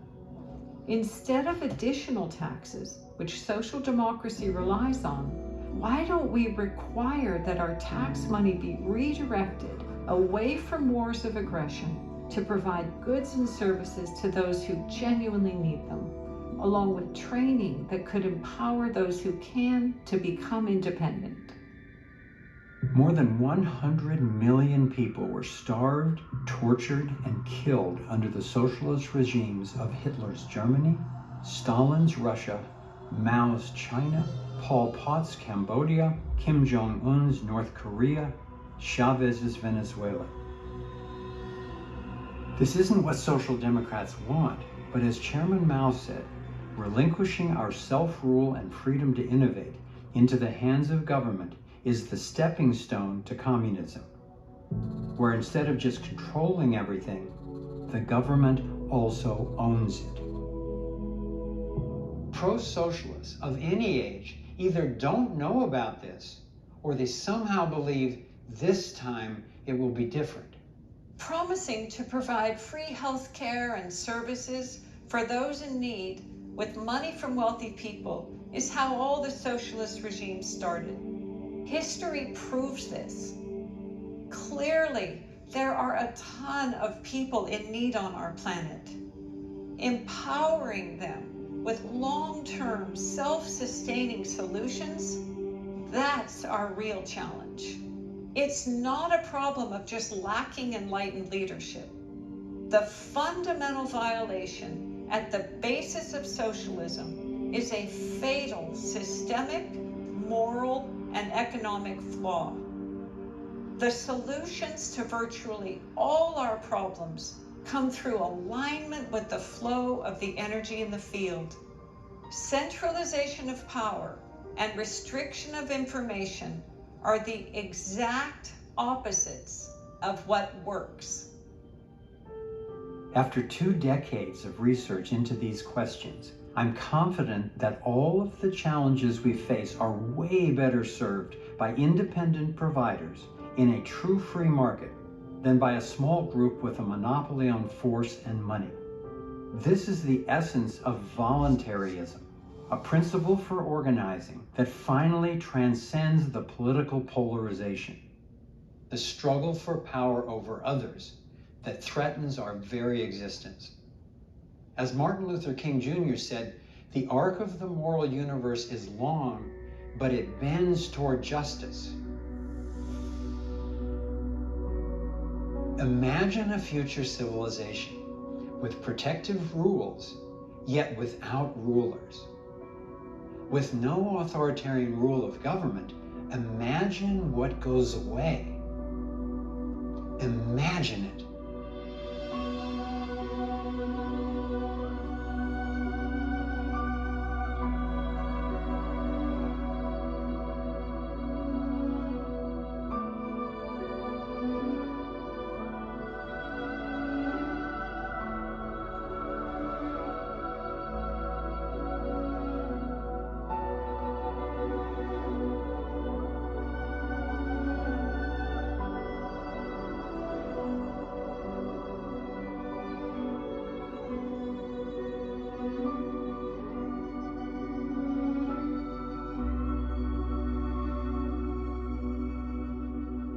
The pain of our current inequality and planetary destruction cannot legitimately be laid at the feet of capitalism, because we don't have free market capitalism. We have state intervention, centrally controlled, subsidy-ridden, bailout-backed, military-enforced, banker-skewed, legalized corruption, crony corporatism. To call what we have capitalism is an insult to honest workers, managers, entrepreneurs, and investors, whether it's Steve Jobs, Oprah Winfrey, or your children at their lemonade stand. It is as arrogant, unjust, and dangerous to try to centrally manage an economy as it is to try to geoengineer the weather. A decentralized, unsubsidized economy is a natural phenomenon. People fulfill each other's needs through billions of daily voluntary exchanges. Just moving in this direction of mutual benefit and natural pricing has improved more people's standard of living than anything in history. So who do you think should rule? One person? A small group? A majority? Or should we each rule ourselves as long as we don't violate anyone else? Virtually everyone I've talked with says the latter. Understanding the myth of authority doesn't mean we can snap our fingers and just hope destructive corporations will stop plundering the planet on their own accord. Until we have true, enforceable personal accountability, some of these corporations need to be constrained, and at this stage, it's government regulations we necessarily rely on to constrain them, even though it's government protection that gives them the power to do the damage in the first place. Another strategic step we can take to help empower individuals is to overturn what's called corporate personhood. In 2010, the U.S. Supreme Court ruled in the Citizens United case that corporations can have the same rights as an individual human. They can donate any amount of money to political campaigns based on the premise that money equals free speech. As a result, politicians often spend up to 70% of their time going after corporate campaign dollars and then doing whatever it takes to be accountable to the donors.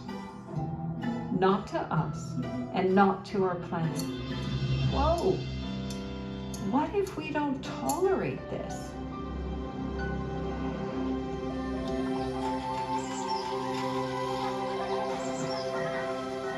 The non-aggression principle does not count on good behavior from everyone. Quite the contrary.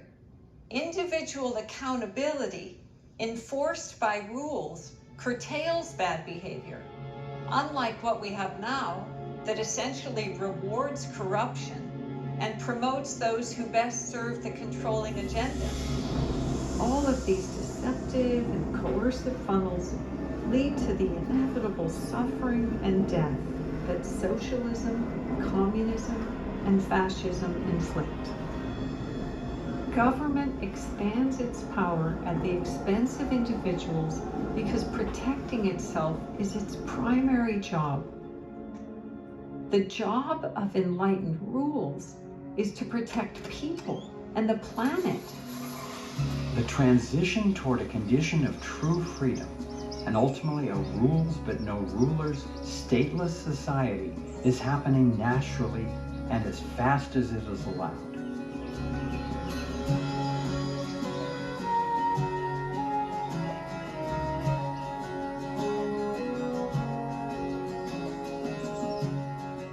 In the United States, already over 90% of civil cases are resolved through alternative dispute mediation rather than the government courts.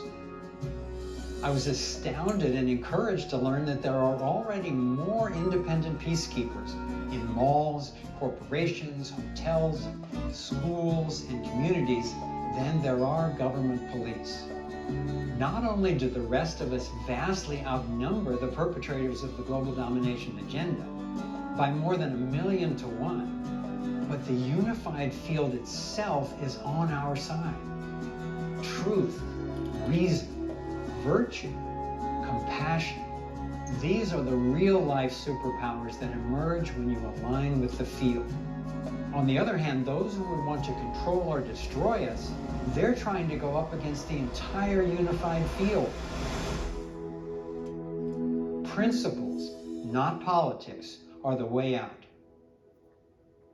The existence of a field, our relationship to the field, the ability to tap the potential of the field is what gives us the evolutionary edge that our ancestors never had.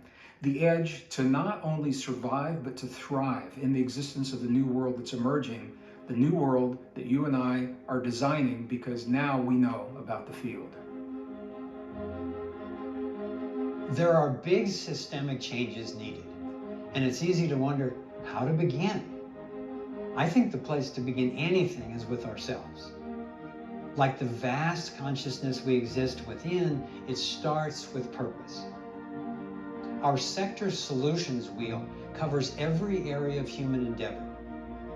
So once you have found your purpose and the sector you are most drawn to, then look at issues in that area to identify which one best matches your skills and passion.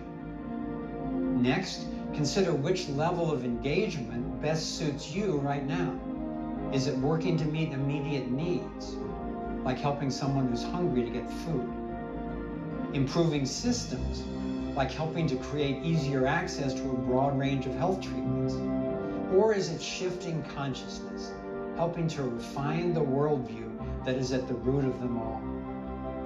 Aligning with the unified field can lead to an experience of resonance that we call love.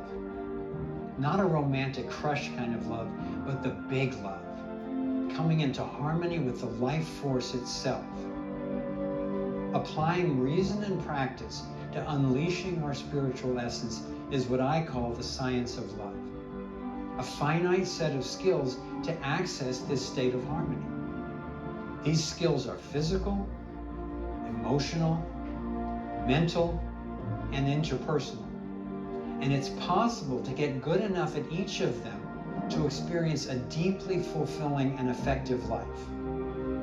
I believe these skills are not only obtainable, but in fact, evolving new abilities is ordained in our evolutionary code. So what does it take? A clear destination, freedom, a map of how to get there, the arc of process, a compass, the non-aggression principle, and a strategy, restoring wholeness to natural systems, aligning with the field.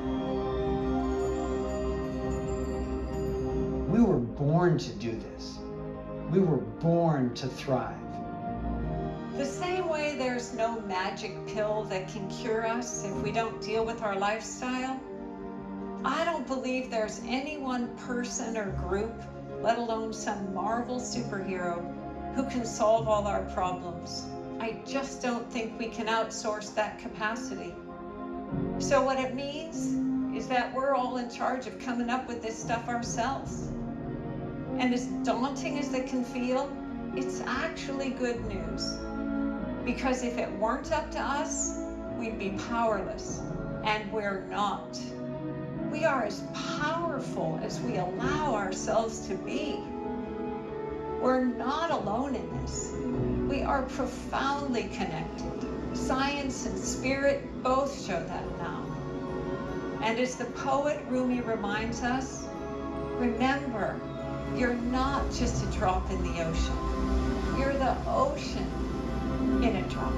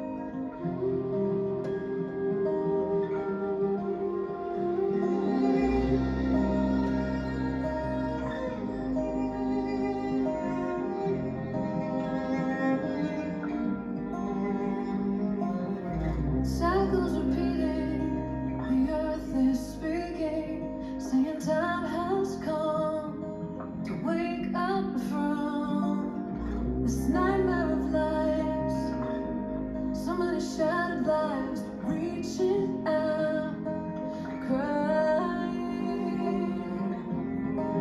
crying out for freedom, crying out for love, carried by a current, till we stand side by side on the brink of a brand new dawn. We come together while the waters rise. There's a stirring deep inside, deep inside. We come together to stand up for our lives. What on earth does it take to thrive? While we've been sleeping, our hearts were beating so much closer than we ever knew. Beneath the noise, there's an inner voice whispering clear and true.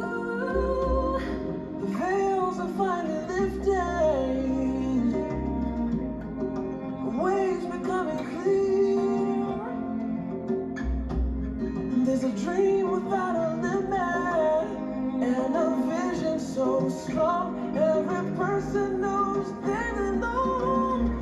Come together while the waters rise. There's a stirring deep inside, deep inside. We come together to stand up for our lives. What on earth does it take to thrive? Come together while the waters rise.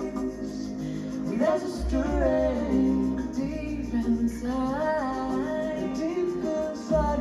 Come together to stand up for our lives. What on earth does it take to fly? Out in the open, run, healing what's broken. Every heart, every life, claiming our place in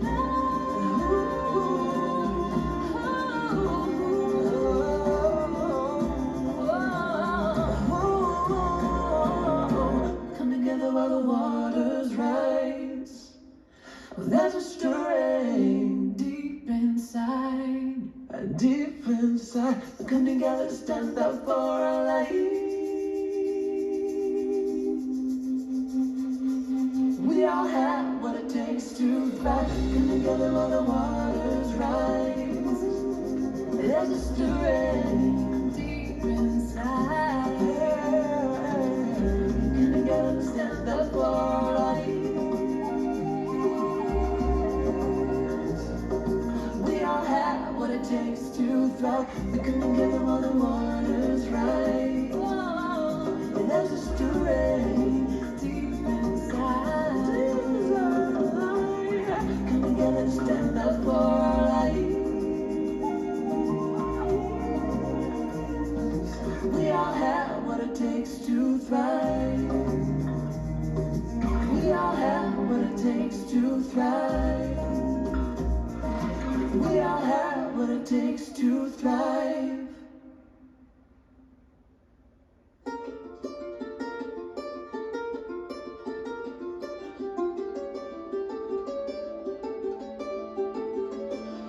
Oh no.